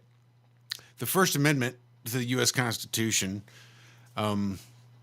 instructs the government that they have to protect 5 particular things. What is it? Religion, assembly, speech, press, and redress. Damn, I nailed it. Nice. So, you should be a police officer. Hell, I'm qualified. Josh, by the way, you should market this. You could make little frames and stick a little polarized glass going vertically and sell them as privacy screens for technology. Well, I think they make it's them. Your idea. Go for it. They make them for computers. So it's like hard to see from the side so that if people walk up, they turn them, and it's really because it's polarized. Like you said, that quarter polarization, they can turn it to the side and make it hard to see. But that's yes, they can. But that's why I thought that if we added that extra layer of polarization at that plexiglass customer service window, then that will just blank it out. They won't have to turn it. They can arrange their desks on the other side any way they see straight. Fit. They don't have to worry about people coming up with the camera or the public with no camera and seeing personal information on the computer screens. Right. They can turn their backs to the customers while if they need to take a breath while typing in the computers. They can't see the screen. It's brilliant. Yep. It is brilliant. And if we follow behind First Amendment auditors, they will have already gotten the lesson on their responsibility to keep private the private information. Sorry, but yeah, John, this is what they do. People will grab a camera and they will go out to their government installations, whether it's a post office or their town hall or the public library, any Police place that's stations. police stations, any place that's publicly funded and is not in a restricted area, anywhere that general public is allowed on public property, then the press is also allowed. And the First Amendment protects everyone's God given right to be the press and report on the comings and goings of things that might be pertinent to other people around you, specifically the government, but you can do it on all sorts of things because if you're going to have a voice, if you're going to voice your opinion, you should want that opinion to be informed. And in order to have an informed opinion, you must go around and gather information so you can have an informed opinion of which you're going to speak. And that's what these people do. They grab their camera, they go to the public place, and people get fucking bent out of shape when they see people in public with the camera. And they think it's illegal. They think they need to sign waivers. They think they need to have permission. They call the cops. The cops come. Some cops think you can be trespassed from public property for no reason. I mean, they've been doing it for a decade and a half, probably. When I first started watching them, it was basically there were cop watches. There were right to travel videos, but the First Amendment audits weren't really a thing when I first started watching this type of interaction. But then when it came back to it, they really honed their skills and gotten their, I don't want to say script, but they learned through trial and error what is true and what isn't true about the law. So when they come rolling in, they can speak with knowledge about what their rights are and what their rights aren't. And if the cops are going to violate their rights, they hold them accountable. And a lot of police are actually learning. If you go back and watch the hard way, but they're getting to the point where you're one of those guys. And then, or they'll We're say, not going to mess with this person. Yep. Oh, nope. He's one of those. Just we're 10-8, we're gone, and they don't even approach him, don't even talk to him, and they just get in their car and their squad car and drive away. Or they'll come up and they'll throw him on the ground, tase him, and put him in handcuffs and keep him in jail overnight. New York cops are horrible. That's the the next big thing, I think. Once I saw people going to the precinct and recording, and the cops getting fucking going nuts. Yeah. And then some of the big name auditors going up there and doing it, and then calling for mass audits. You will see change in New York City. You will be able to record in New York City precinct very, very soon. You cannot right now, but because the First Amendment auditors have now started focusing their attention to New York City and those unconstitutional rules that they have set that can be ignored. So walk me through, and I've never heard that terminology, and I think I understand what it is, but walk me through what a typical sort of audit of a First Amendment auditor walks into a police station in New York City or wherever. So what does that entail exactly? Well, if it's the auditor, most likely, if they're a good auditor, they're just going to walk in there. They're not going to say a word to anybody.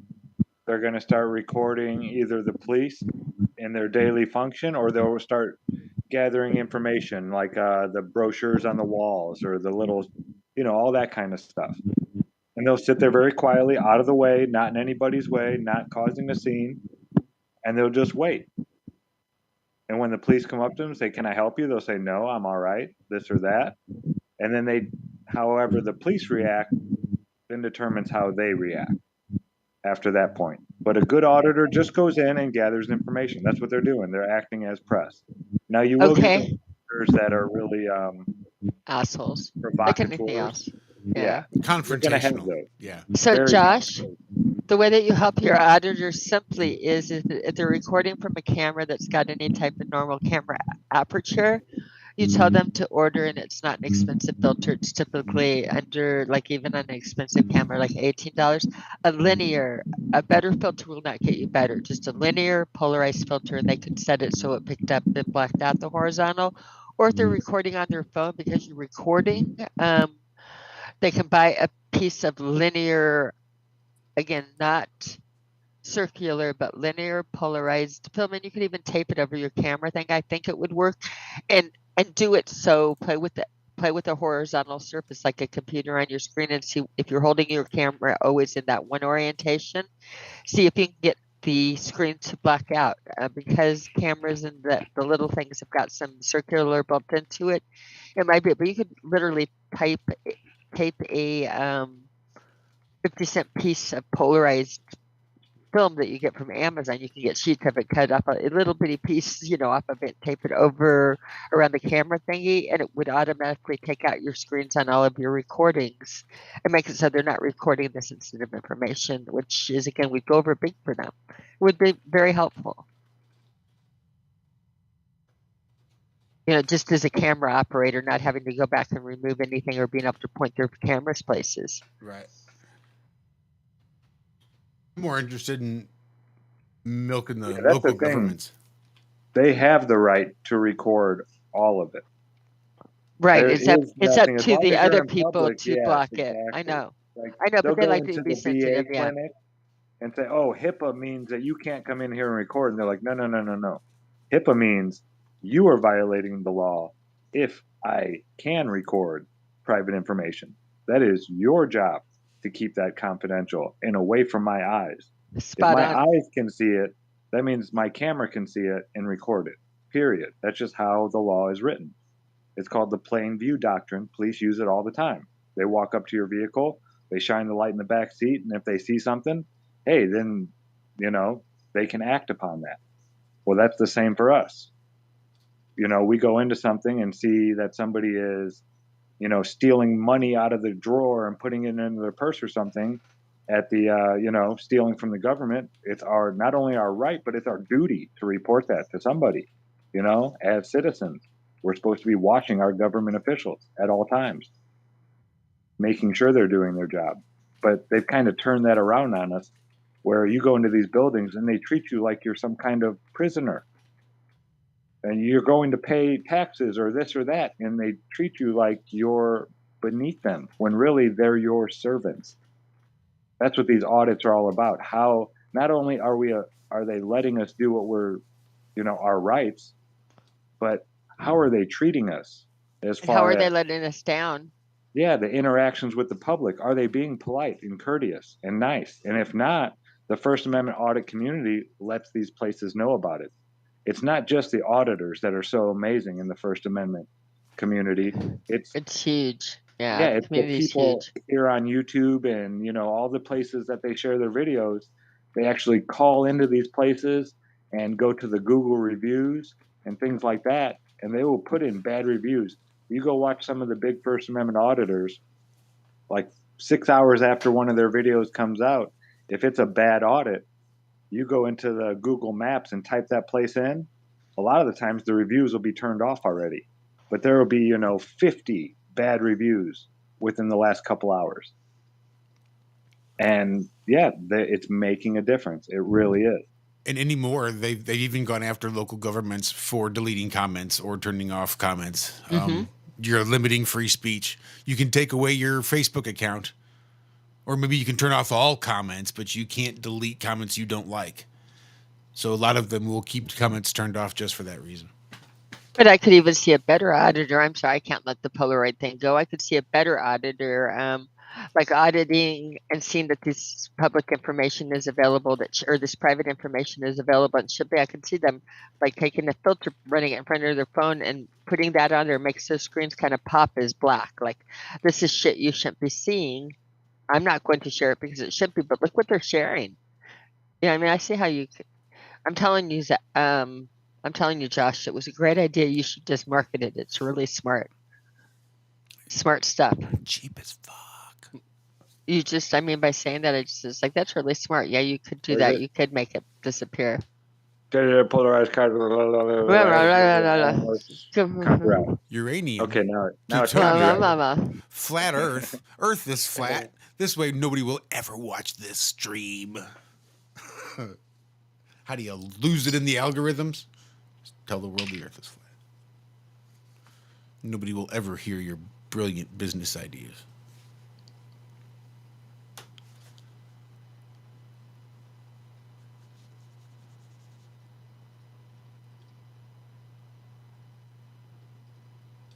Or how about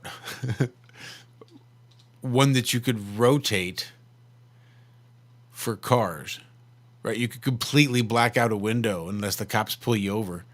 Then you can just rotate it back to allow in more light. So if they wanted to run it, You can do all of that shit. You do it, Josh. You can. It can be done. oh, little circles. Just think designs. You could do designs on your tinted windows. Oh, do you know what you could do? You could add another layer of polarity to it. So anybody that had polarized glasses on, you could make different colors and designs pop out that nobody else sees. Yeah, but Yes. I can show you how We to could do make that. like they live glasses. yes. Right, we could. And Zach's seen me do it. He knows how it's done. It's like the tape on the thing between it. I know how to. You can just backtrack it. That they don't even know until they put the glasses on. All the colors and things come out then. Oh, then you could market separate glasses. And you can even do it. I mean, when you draw your words and things, it's really easy to. One of the easiest things to work with is like again on a mirror, it looks totally transparent. Scotch tape. The more you pull on it before you put it down, the more colorful it gets. So if any It of can you go neon. If you stretch it before you stick it to the glass, it goes neon. If you just put it on there without doing it, it's some colors. But yeah, you can control or cellophane. Cellophane, anything is really easy to work with because it's polarized. But the fact that the tape is already sticky and you can put it on glass and you have a firm thing, it's really you can do really easily what you want. We could make it they live glasses with this. It's true. But couldn't you think of like a cricket machine, right? Or the little stupid ass family cutouts, right? But instead you're doing it in a polarized light, so it's just a normal tint, normal cheap as fuck. You don't have to do colored anything, and you just put it on there, and it just blocks out the light, so it looks black. But you could do all sorts of artistic designs. Yeah. I'm going to see really quick. I don't know if I do it, but let's see if I can find really quick a stupid video on anisotropic or that. So it's, oh, here's one. I think that's it. Telephone tape. Let me put this up and run it with what? Media player or VLC? We'll do VLC and then screen share if I can't. Screen share, just so you have a visual on how stupid this is. I've got sand. Hold on.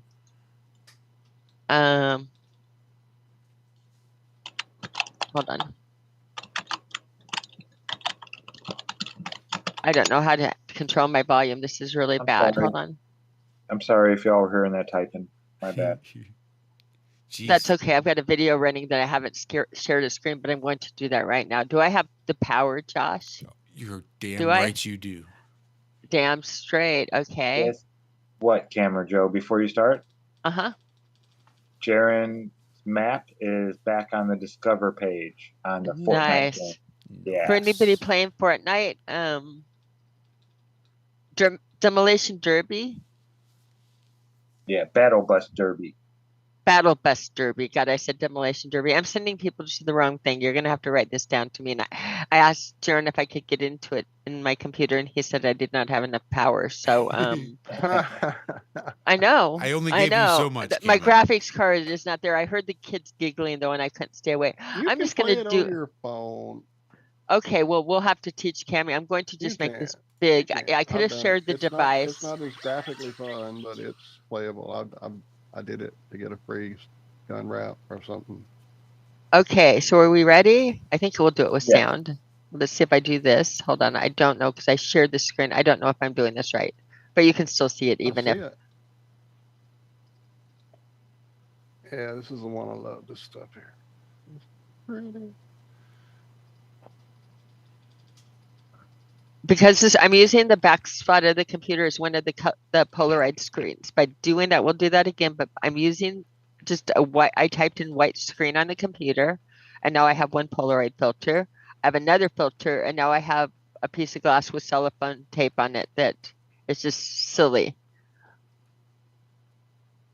The more you stretch it, the more neon. Mica, in nature, we've got all kinds of things that are thin that you can, I can also do this with mica and all kinds of crystals. I think it's right over 80% of the crystals in nature are going to, if you make a thin slice of it, look at it between the Polaroid filters. If they have, they're doubly refractive and they have more than one optic axis, they will display this phenomena, but they will not do it as a large piece or a large chunk. Like you could not take a cube of calcite and get this. You could take a sliver of calcite and get this. You have to have thin slices between Polaroid filters. It was in the jewelry industry not one of the more popular ways to test if there were more than one optic axis, because if you made a sliver up it was a destructive test, and people don't usually want us to do it with their jewelry, but it's really, really pretty and cool and hands-on for the kids. That you can do it with tape, you can do it with mica. Mica works really well because you can peel it, and there are other stones. I can give them other things. Fluoride's isotropic, so forget that. There are a lot of things in nature that do it, and a lot of things around the house that do it. Anything in the cello that gets pulled is a natural place to go, but there are a lot of other things. I'm going to stop sharing. And like that again, experiments people can do at home, that if you had a pair of sunglasses and a computer screen, kids can do this. I think it's fun. Anybody else think it's fun, or am I the only? Those are nice. You know, I'm a science nerd. I'm digging it. The kids like to do the hands-on and make things. They can write words and draw secret. Somewhere within reach, but I don't know where I put them. But you can draw in secret code. Very cheap, where you can, like mesmerize a child. It's almost magic to them at first, before they actually comprehend what's going on. And it's so, like you said, 50 cents. Right. You can show them this.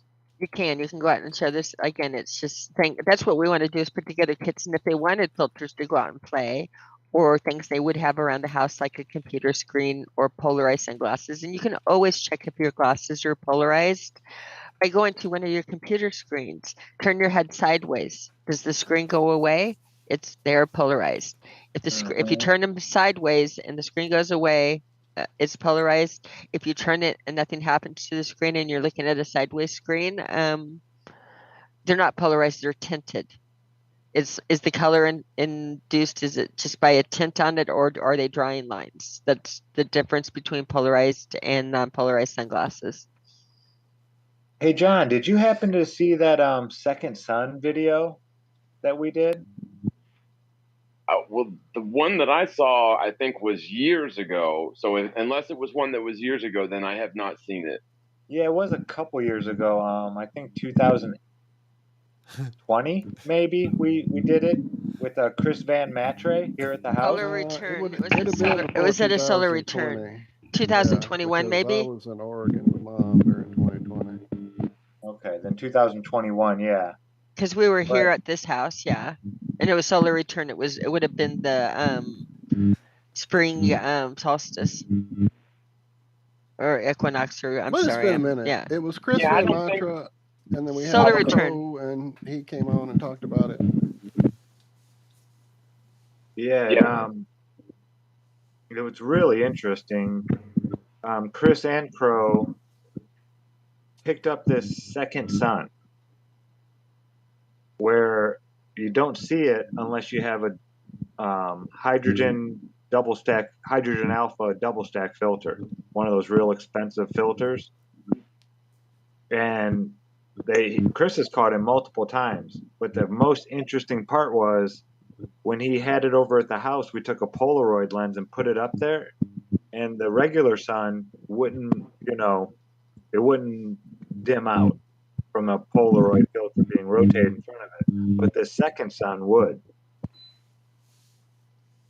And that's when you wrap your head around it, it's mind blowing. It shows that it's not a lens flare or anything like that. It shows proof of physical. It shows proof of a physical object. When you really get down to it, if you roll out Brewster's angle in physics, it was the only thing that can do that other than in physics, it's Brewster's angle, or you have a polarized light source, which the natural sun is considered a polarized light source. You want to play that? I just dropped it in chat, Camera Joe. You want to? I could if I know. Okay, I see that you dropped it to everybody. Yeah, and you don't have to pull up sound. even. Okay, 5 minutes. Let's see where it shows up when I click on it. Oh, it's right on that screen I was sharing. Okay. Oh, good for you. That was really what Okay. helped me come up with that idea I just had. I definitely thought of that second sun, and when you turn to the polarization, the way it affected it, and that blocked it out. Okay. And you mentioned it. I seem to remember Chris came on Glowbusters a couple of years ago and was mentioning something about this, but honestly, I never did see the video, and I can't say that I 100% understood exactly what was going on there. So yeah, that's awesome. That's a great refresher because yeah, I think there's definitely something to that. Yeah, and it's weird because it's never in the same state. It's hard to catch. It really is. It's not like you can just go out there and look near the sun and catch it anytime. It's at like certain times of the day, facing certain directions. Yeah, it's really weird. He hasn't been able to pinpoint it down. Okay, I can play the video when you want, but I Has can't has see to the be screen that I'm somehow playing it on. tied So to tell the me when you have it up. Rahu and K2 orbs up there, but yeah, go ahead and play it. Yeah, we're seeing it. Yeah. Now if I go down, So that was the real sun that you just saw on his screen. whoa, that's insane. And that Now is go the second up. sun. And there's the real sun. Well, I don't think they can see it very well on my camera, but Yeah, we can. I'll go back down to the. Now you've got this from Houston, from Colorado, and now from South Carolina. In Houston, it was right below, but in Colorado and here, it's down and to the right. But in Colorado, it was further down and to the right. Man, it makes you wonder if you could get a bunch of these all at the same time, we could actually find out where that thing actually is. Yeah, that is insane. That's not the real sun, folks. And look how it's like a Terminator line almost, doesn't it? Yeah. It's an oblate. It's not as perfectly round. This is live, Jack. We're out in the front yard. Looks like right an now. egg. We were going to be playing with the putting Ostrich a Polaroid egg. filter on it and seeing if we can get. Now pause it for 1 second, Camera Joe. Would you explain the difference between the actually camera, changing the shape? Okay, I stopped Polaroid it. Say it filter? again. Would you explain the difference between the Polaroid filter that we used and the ones on the camera? How they're not the same? Yes, I can, and they are not the same. And there's a reason they're not the same. Remember how I talked to you that we can do something called circular polarization or phasing in and out instead of straight lines, you phase them at angles. They do that so you can take off the glare, but when you're doing photography, you don't want you don't want to black objects out that, like if there's a windshield or a polarized screen or something or polarized glasses, you don't want to take out.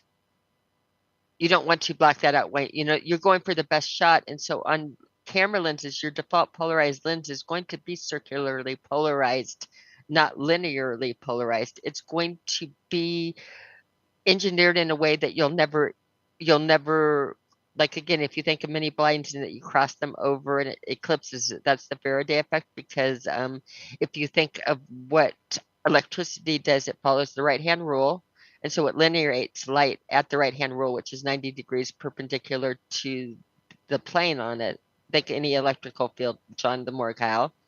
And so it's polarizing light, right? When these fields cross at 90 degrees, it turns the light out.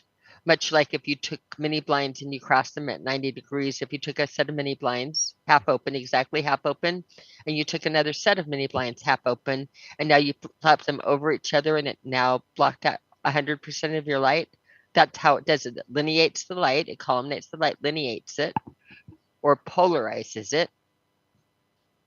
And when you cross them over, but the thing is you need two filters to do that. You need two sources. You need either a polarized light source or you need one of those little filters I'm playing to replicate it. replicate what it's doing in nature, because that's what these filters do, is they replicate what Faraday and his effect learned when they crossed fields at 90 degrees. You could turn out the lights. That's the Faraday effect. Optical only. Now we can fast forward this a little bit until the part where we pull out the Polaroid filter. It's probably near the middle somewhere, I believe. So shape of the sun. So. And that is the real sun, right? Yeah. Now bring in the Now, second not long sun. after they began to talk about this on the show, we discovered that the the Polaroid filter almost blocks it out. Hold on, the Polaroid filter's there. We're gonna get rid of this. Oh, you already got it there? Damn, no, it's not the beginning. You're wrong. Oh, You lied, No, Zach. it's not my hand. It's not halfway through. Now watch this. Pull your hand away. I'll go to the real sun. Wow, that's crazy. Yeah, I didn't really get it on video very well here, though. I get it on video. But we're doing better another one. Yeah. In the middle one or what? Yeah, when I go grab you, it should be here in a second. Okay. You'll see me I walk can towards fast forward. the house. That is not the this is sun 20 we're minutes. looking at right there, folks. Tell me when to slow it down. 2 or 1.5. And it's definitely not a solar just leave flare. it. This camera, can you explain this a little bit, Chris?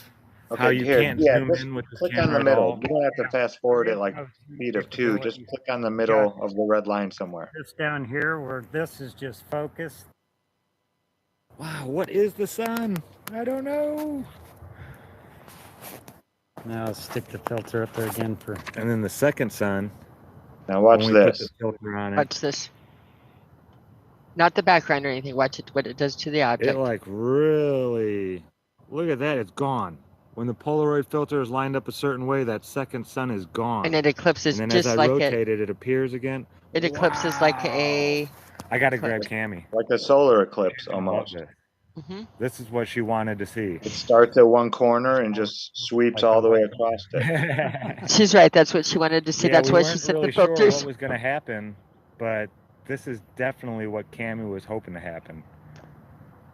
Yeah, so I'm gonna go grab her real quick, Chris. I'll be right This back. was the if we found the real sun, the anticipated thing is it would folks. act like a polarized light I've been source, wanting a to see this physical with my object own in eyes. physics, I've and seen it on does. video a few times. Cammy. Here, go. Can you mute that up, Camera Joe? The video or you me? gotta come see Yeah, this the too, video, Bobo. not you. The video. Yeah. Okay. Cammy, come see this. I can't stand hearing myself talk. I can't stand me coming out like not in the front yard, and I'm not. I'm a mess. Not the front yard, boys. This better be good. You have my filters on the ground. Oh, this is good. Should we make sound again? I'm here now. I think, or I'm coming. And look at there's like another one. That is refraction. That is the okay. So that's what refraction would look like. All right. Any reflected image is not going to polarize out Okay, with one the filter. lens. Sorry about that, David. It's hard to see out here. It's a Coronado Solar Max 2.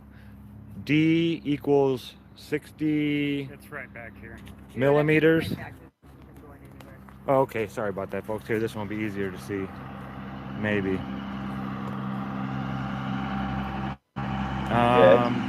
Is that to Bobo me- there? Not me, baby.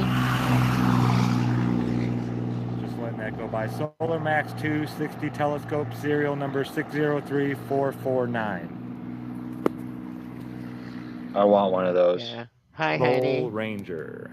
I like that. Come over here. Okay.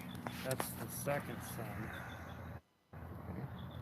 Now I'll go up and get the real. Balls. Oh my god. There's the real sun. Now in Houston, it was directly Oh, below it's it. good to see Two Bob sunlights. Yeah. in the front yard. Oh, So what spectrum is this that we can't see it, but the camera can? Infrared? It's The double stack hydrogen alpha filter. now put the filter on it. There's the. Yeah, they use that hydrogen alpha double stack to look at solar flares on the sun. Chris has recorded those as well. look at those filters that are on the floor. These are from Amazon. These are cheap. Now we'll go up to the real sun and put that filter on it. The real sun's going to do nothing. Oh yeah, this definitely proves it's 93 million miles away. Yeah. Not. Wow. So yeah, we got the real sun on there, Mm-hmm. and it just kind of changes the color. Now pull the filter off, so That's trippy. go back down to the. Yeah, I think every once in a while we can see this. You know, people getting pictures of the two suns. Mm-hmm. So if the atmosphere is just right or just perfect and you're in that right spot, we see the second sun every once in a great while. But Well, could that it's one of those rare pause that for a phenomena. second, Camera Joe? You got it. So there's that special angle. What is it, like 51 degrees, something like that? You're talking about Brewster's angle, and it's going to depend on the medium that you're doing this with. But as a trained gemologist, I'm trying to look for Brewster's angle because we use what they're doing here on a daily basis, that you gloss the surface, you get the Brewster's angle.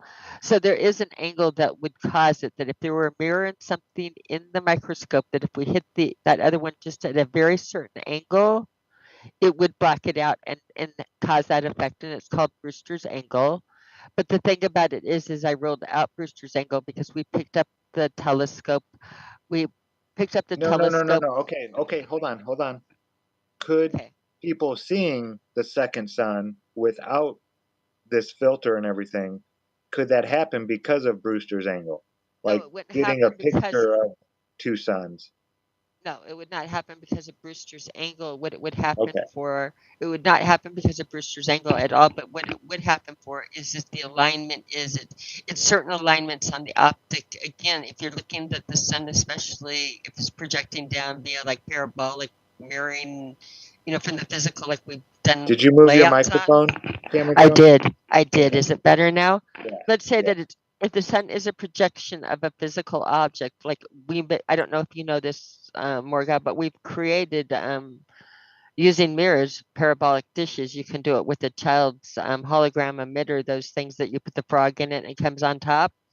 That's a parabolic dish that you're doubling.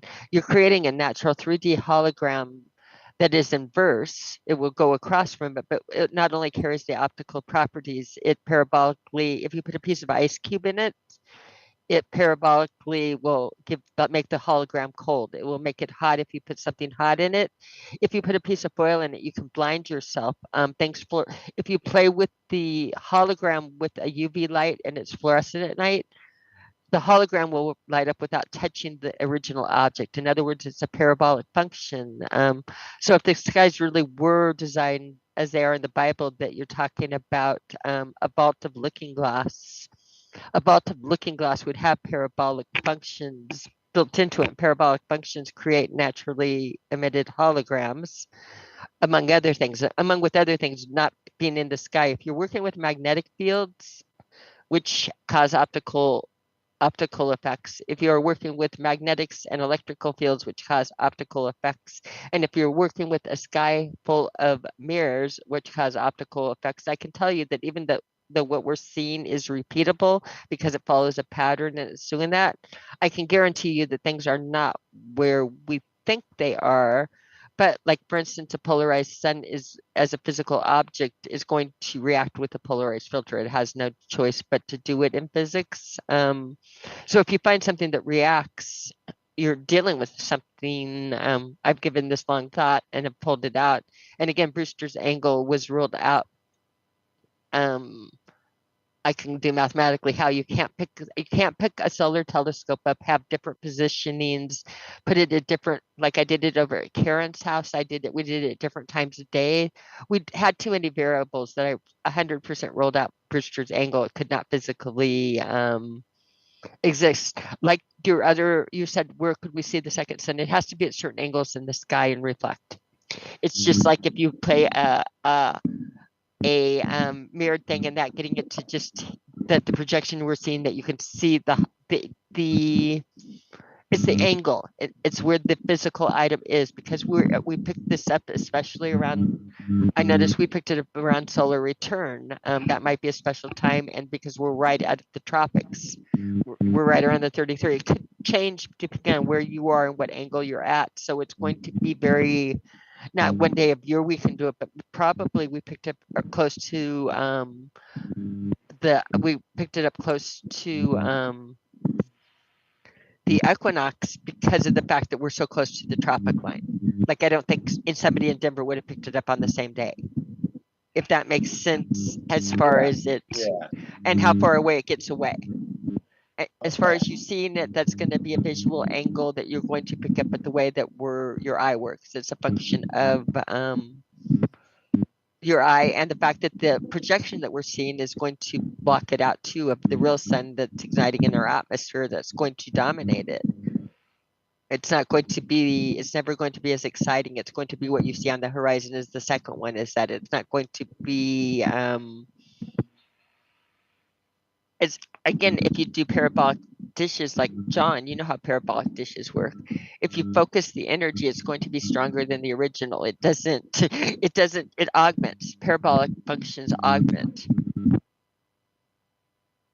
Yeah, I wonder if we would see a second instance of the moon. So like take a full moon. Yeah, but the moon is not a polarized light source, so I don't expect for it to zip out, but I do expect for it to be. I do it like the lunar wave and it jumps. I expect it to do that instead of fade out because it going to eclipsing like it did there. That is it eclipsing the way it did there. That is a function of it being a polarized light. Now, when you look at when the sun and the moon do eclipses, you'll notice that they're. Cam, hold on one second. I'm sorry to bother you. I'm a mess on I'm messing the your mic electricals.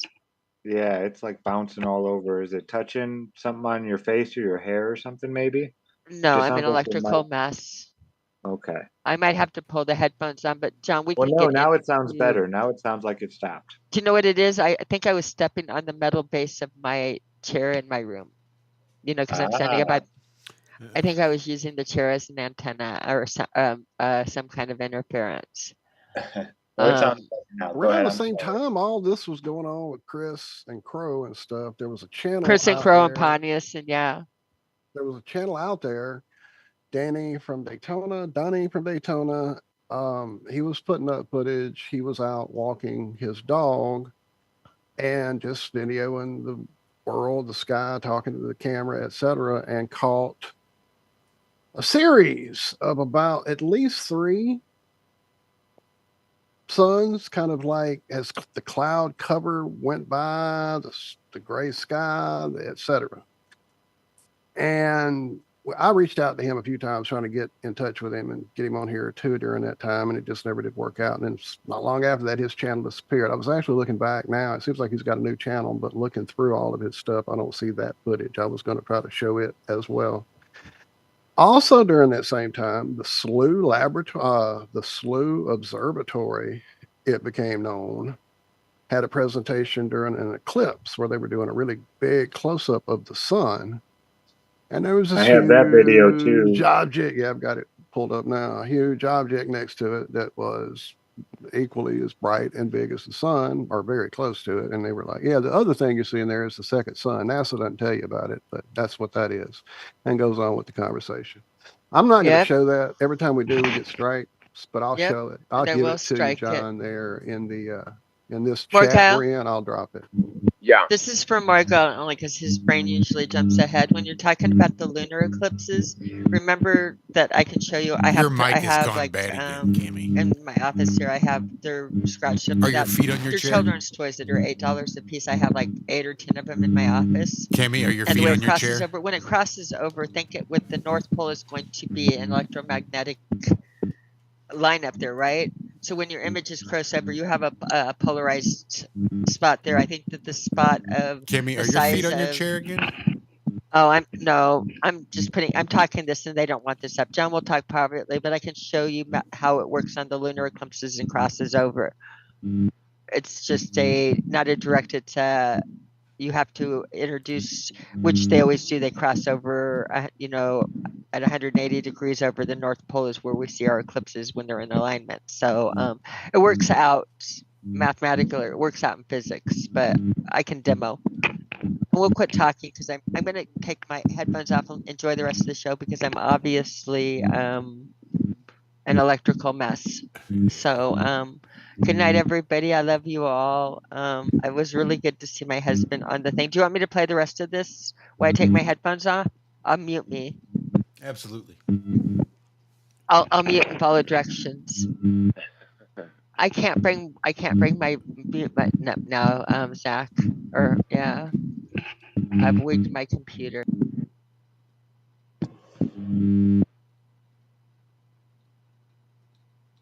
Yeah, and what I was wondering too, so like in terms of the moon, if you've got a full moon or whatever phase of the moon, I'm assuming that there is no sort of second instance of the moon, or I mean, I imagine that Chris would have hunted for that as well with the whatever the hydrogen filter is on that camera. That's really interesting. And the second sun video that I was referring to years ago was, I believe it was put out or sort of highlighted by Matt Boylan, Matt Powerland, and he was sort of commenting on a video that was filmed in the Antarctic, where, and as a matter of fact, I even mirrored it on my channel a few years back, but without, as far as I know, that video now. Yeah, as far as I know, there weren't any sort of hydrogen filters, although maybe there was. It wasn't, I don't believe that it was mentioned at the time whether or not there was, but as far as I know, there wasn't. But from the Antarctic, they filmed two instances of the sun that were, they both appeared to be the sun, but one was very close to the horizon, and the other one was like, you know, the azimuth was way off, the elevation angle was way off to the left. So I'm not sure what that was, but that was the only other one that I had seen. And again, I believe Chris Van Maitre came on Globebusters a few years ago to talk about this, but I didn't fully understand the setup that he had. So I'm glad that we touched on this because I was always kind of wondering exactly what that was all about. But now I definitely see. And you know, I've always been a big advocate for the concept of the actual position of the sun versus versus like sort of an apparent position of the sun, depending on your viewpoint, right? So like if you're in the deserts of Arabia at low-lying plains, right, and then say someone 500 miles away in a more moist environment on the say top of a mountain, both looking at the sun, you can't triangulate on that, right? So if you try to plug in triangulation data from each one of those observers, you don't get figures that will work for a third observer, right? And so That's because it's a projection. You're triangulating to a projection. Right. And the other question is the hydrogen, the hydro alpha lens is not the right equipment to look for the second moon, but we go back and forth with Crow and we are working on equipment and looking for it, but that's the equipment that you're talking about is not the right equipment. That's for the sun. You're looking for the sun's properties. Gotcha. And I'm back on mute. Oh, okay. Yeah, no. And so, but I just, I think it's interesting that for the longest time, sort of that inability to triangulate on the sun, you know, it was always chalked up to, well, you know, you have to modify the angles, assuming a sphere Earth. And so that's how they were able to sort of finagle the numbers to make it work. You know, you just modify the numbers so that they work. But again, you know, now that we know better, we realize that it doesn't have anything to do with the curve of the Earth, but rather the fact that light actually curves through different media or refracts through varying temperature or density gradients. And so, yeah, it's amazing though, isn't it? I actually have seen this video, but I didn't get it at the time. So yeah, that's really cool. Yeah, and I did a follow-up video as well, demonstrating how this works. I took a Polaroid filter and showed that a light source, it wasn't a camera flare. You know, like people were saying, there was the trolls. They're out there saying, oh, this is just a lens flare. These flat earthers are so stupid. They don't know what a lens flare is. And I was like, okay, well, here's a lens flare. And I take a Polaroid filter and it doesn't filter it out. And then I take a Polaroid filter and lay it down in front of it. And I can filter out either of the light sources using a Polaroid filter, but you can still see both lights. So I forget exactly how I did it, but there is a follow-up video to this where I demonstrate this, that it has to be a physical object. There's no other way around it. This one disappear. You're right. I've gone back and forth, and I played with, again, the filters. I had a 30-year head start on people with Polaroid filters as a way of, like, it didn't deducing. There's not a physical. That's why, again, all of those videos are pulled down, and that there's not a good answer on that one, because it does not work in natural physics. It breaks the laws. Again, you can't have one thing polarized and take out an object without it somehow selectively in the screen. You cannot have it selectively, that one little object go out, unless it's got its own little either somebody was holding a little bitty filter perfectly sized up in the sky while we were doing this, or that light source itself was polarized naturally. I mean, physically, not a, it would be a physical item. Reality. Yeah. Like the computer screens, there has to be another polarized medium somewhere between that first sun and that next polarized screen at the end of the camera or the end of the telescope. There it could be a filter and electric. Yeah, there has to be selectively, and on that selectively, on that one object, not the whole screen that it took it out. You watch it in the background, you see it plays with the object when you tilt it. It's a very intuitive when you do it in person and see it. It's not taking out the whole block of the screen even, it's going after that. You're seeing its effect on it, and you're seeing it bleed in just like an eclipse, because that's what it that's what it looks like in reality. Just because we have magnetic fields and things, because we have polarity and we have all of these things out there, I think, again, I think we should be looking for the things that are known byproducts. We know they're out there. Really good video if you guys need to laugh, but we'll get rid of share screen. And I'm probably going to leave and watch this now to take the headphones off, so I quit blitzing the video. So and your sound is absolutely perfect now, of course. Of course. You're ready to go. Yeah. Love you guys. I will pop on and watch the lady. chat. Headphones off. Are always headed that way. All right. Thanks for joining us, Morgile, and we'll talk. For sure. Love you much, Cammie. All right. Bye-bye.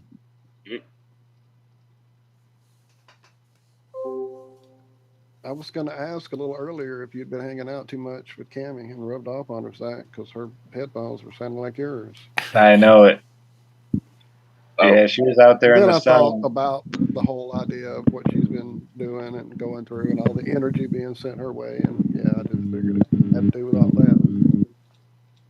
I'm having just a little trouble hearing Walt. Like, Zach, I can hear you fine. I don't know what keeps happening with that. I don't know. I mean, the cat has walked through a couple times and steps on the keyboard, but I don't think that adjusts anything audio-wise. Let me move up again. I've moved it a couple times. Every time y'all say that, I move it closer. It's almost in my face now. So, and apparently that was better? Not Cammie making the noise, because I still hear it. It's still happening. I did too. Maybe it was Zach all this time. We were blaming Cammie. Look at us. It was hers too. I think it's both of them. I think there's just a lot of electromagnetic activity going on right now in that household. So, for sure.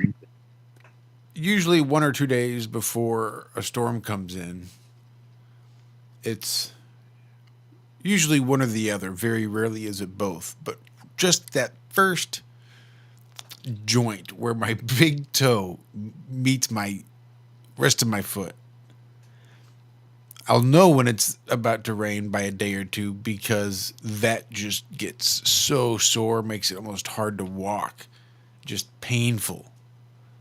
And that's sort of my barometer for the weather. I'll know. It's pretty well like clockwork, except the last couple days, it's just been like sort of touch, just my left one, but like sort of walk on, just like you would think that there's a big storm coming in, but it should have already been here and gone. several times over, and my foot's still hurting, and I can't quite figure out what's going on with the. I don't know if it's barometric pressure or what it is that's doing it, that even causes it to begin with. But I wish whatever it was would happen already, because damn, my foot hurts.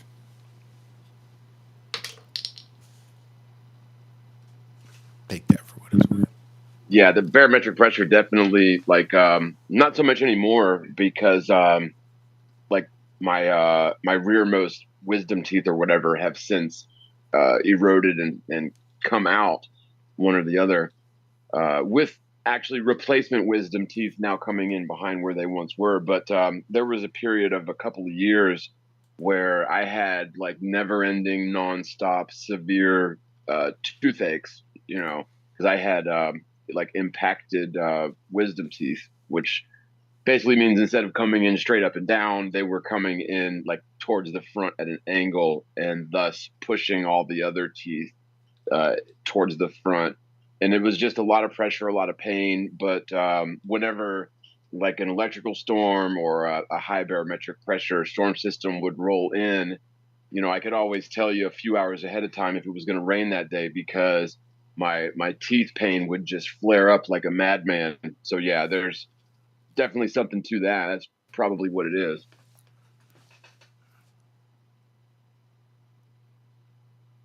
I don't know. Seems very strange. I've also heard it said that there's absolutely no correlation. Oh shit, I was muted.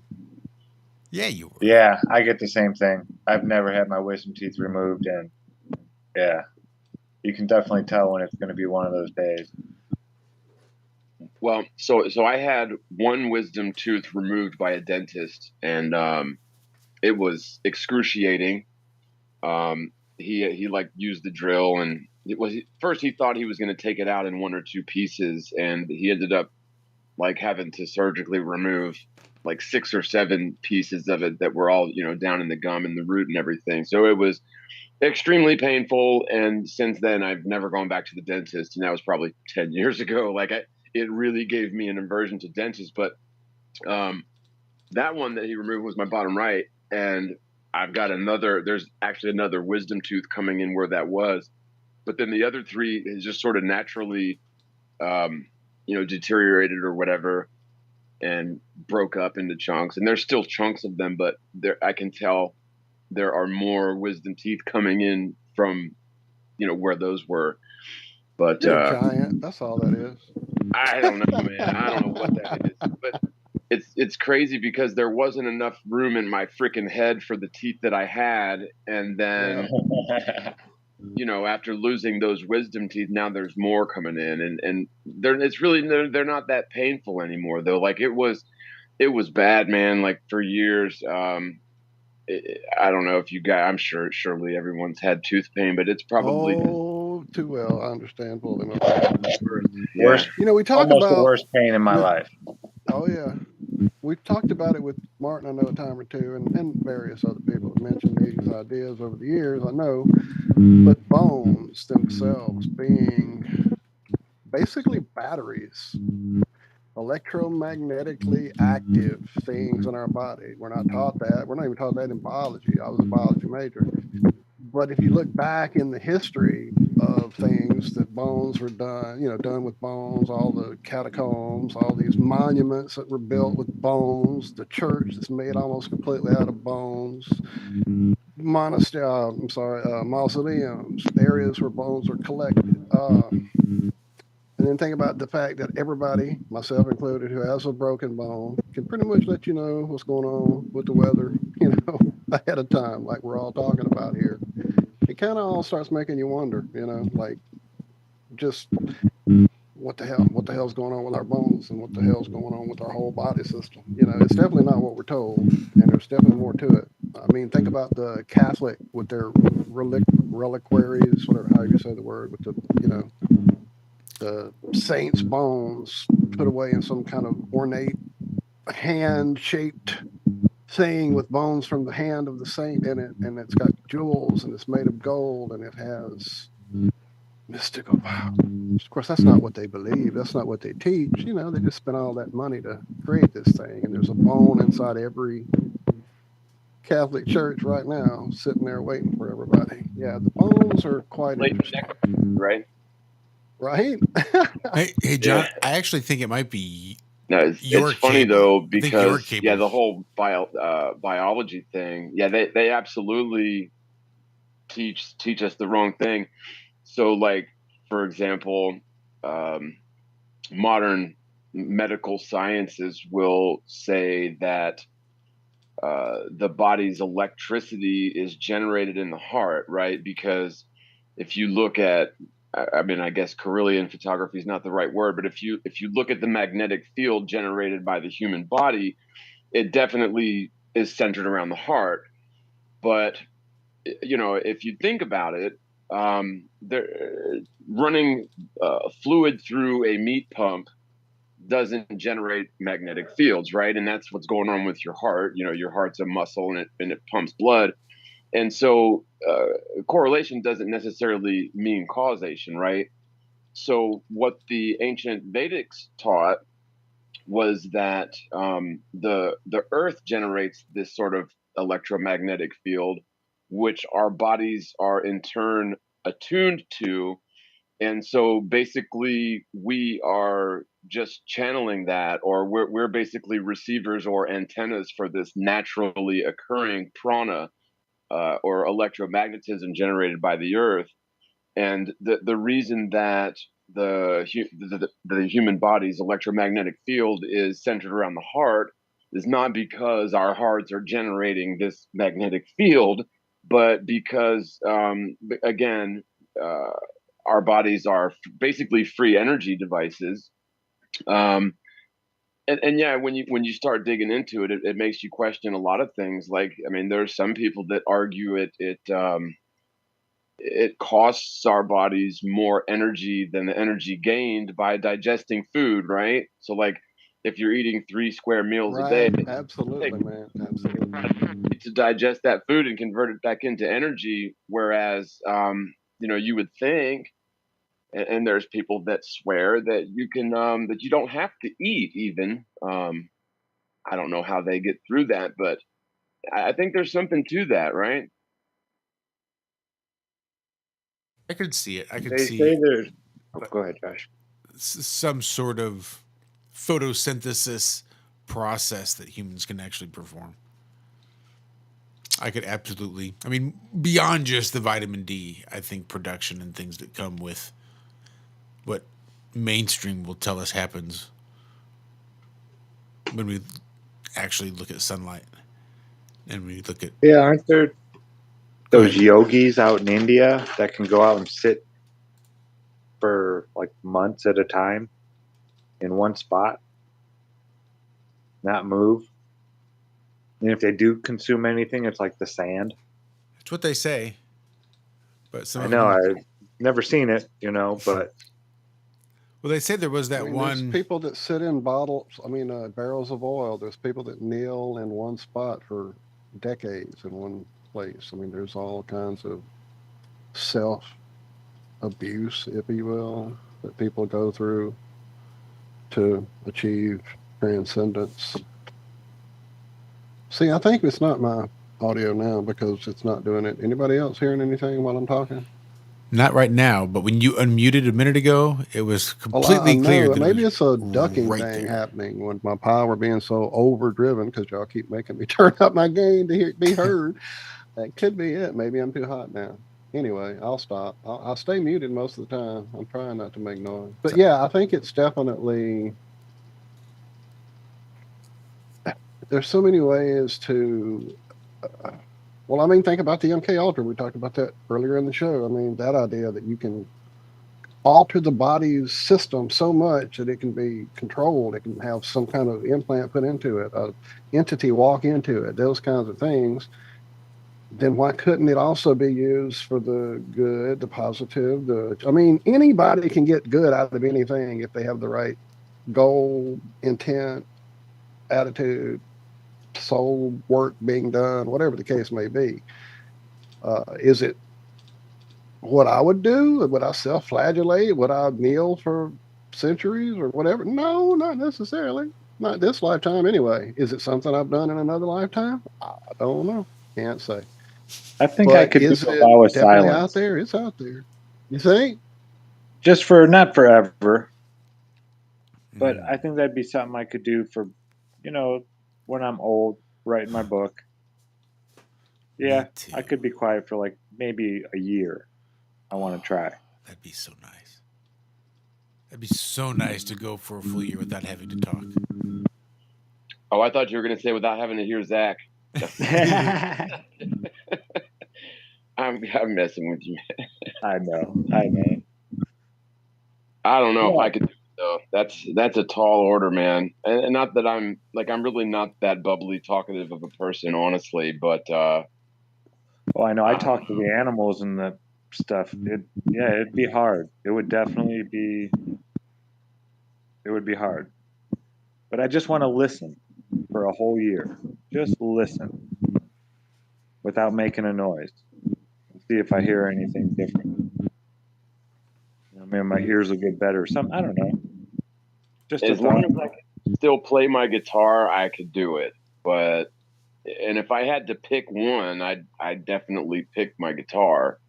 But if you told me that I had to stop playing for a year, whether or not I could talk is irrelevant. I'd shut that down real quick, man. Nah, can't do it. Yeah, I've gone a year, probably plus, without touching my guitar.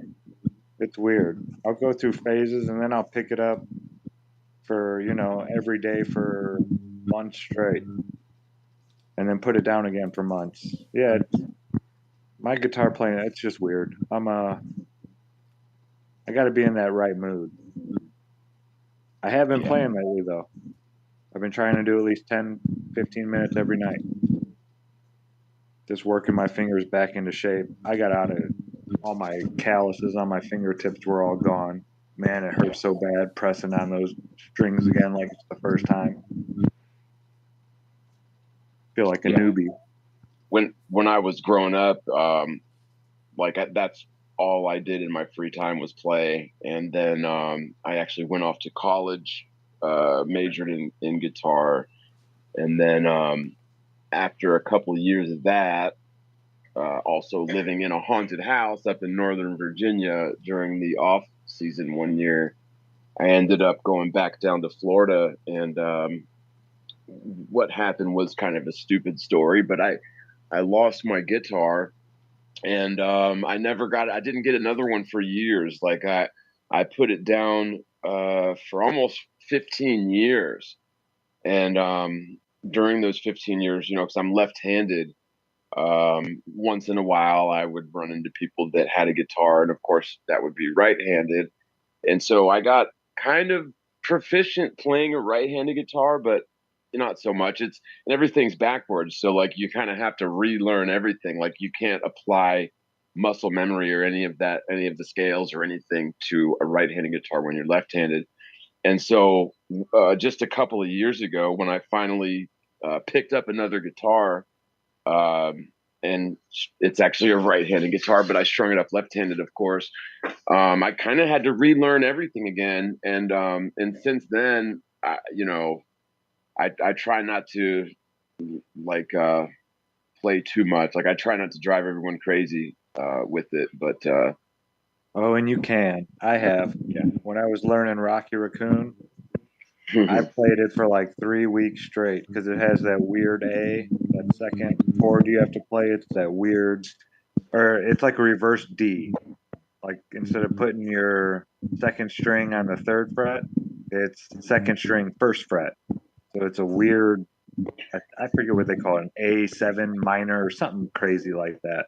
But I had never played it before. So whenever I learn a new chord, I always would, to get that muscle memory in there, I would play the song a lot.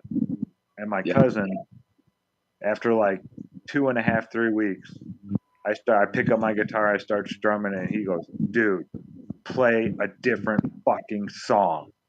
And just like really adamant, like he was just like did not want to hear that right now. And I would always go, playing I'd always finish off with another song, but I would play that like a lot and multiple times in between practice. And yeah, I started that one day, and he was like, "Dude, no, play another fucking song. I'm not listening to it." Yeah. So yeah, you can drive people crazy, for sure. Oh yeah. Yeah. Then add an amp and a wah pedal and then 50 watts, and people really get aggravated. I never got too good with the wah pedal. I messed around with one a couple of times. I never owned one. You know, I think the few times that I've used a wah pedal, it wasn't mine. It was just, you know, jamming or whatever. They're a lot of fun.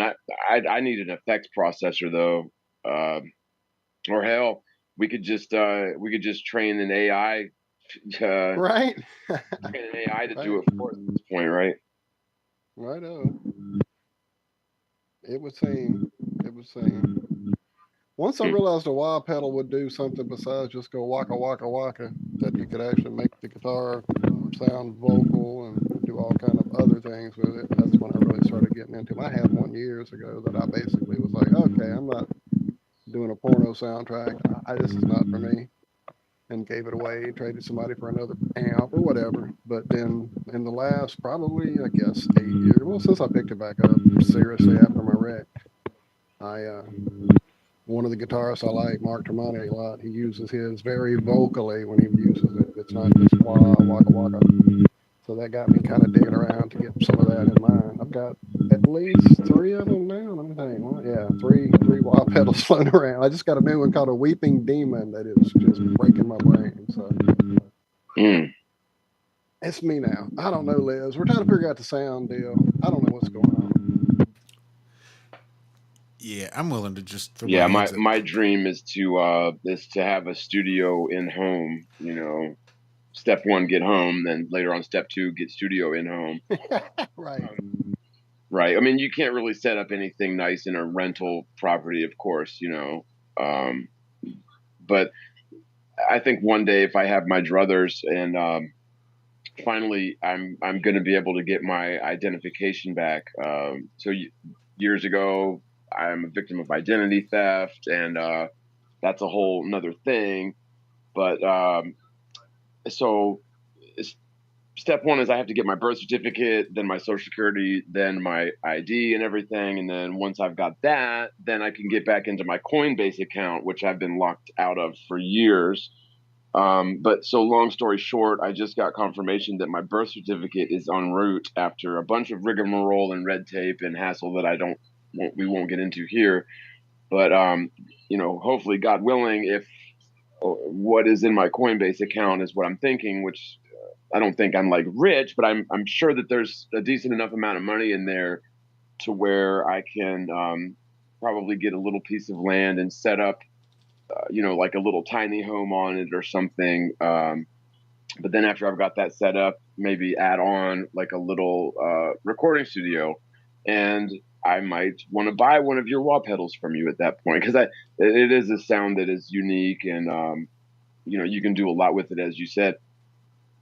Maybe not like Peter Frampton did, but something to that effect. Yeah, no, that was a whole different world. That was a whole different world. Man, my sound is killing me.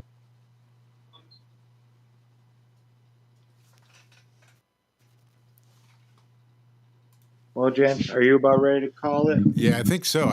I said it a few times, but I realized I was muted. I don't want to, but I guess we have to. It's definitely good talking to you, John. Let's don't make this forever again before you come talk to us. Let's have it more sooner, if at all possible. Hopefully we get this sound thing worked out. Yeah. Oh, I'm sure. Yeah, just I'll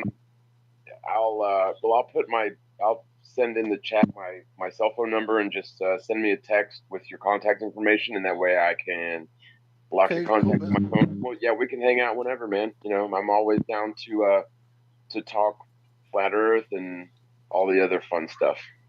Sweet. And you've got this Zoom link. This Zoom link is open pretty much every Friday that we're here doing this show. So if you've got it, feel free to just, if you're bored, need to hang out, looking for something to do, just click the link. We're here. We'll pop in, say hi.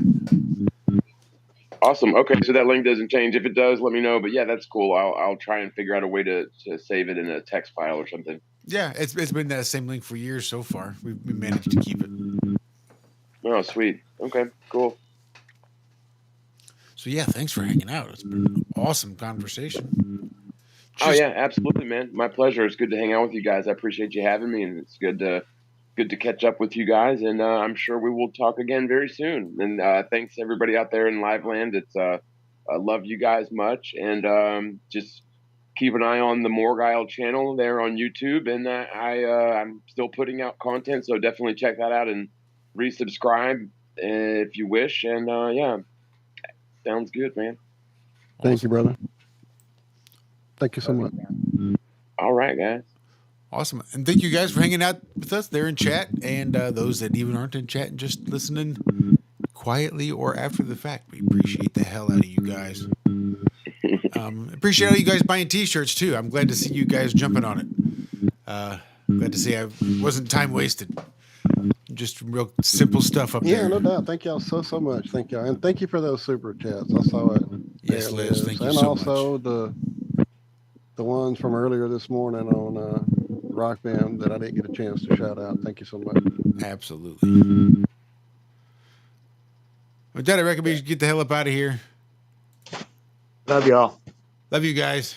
It's been an absolute pleasure. Love y'all. Love y'all. We'll see you next week. Have a great rest of your weekend.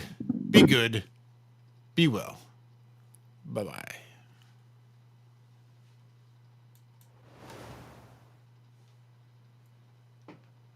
We began as wanderers, and we are wanderers still.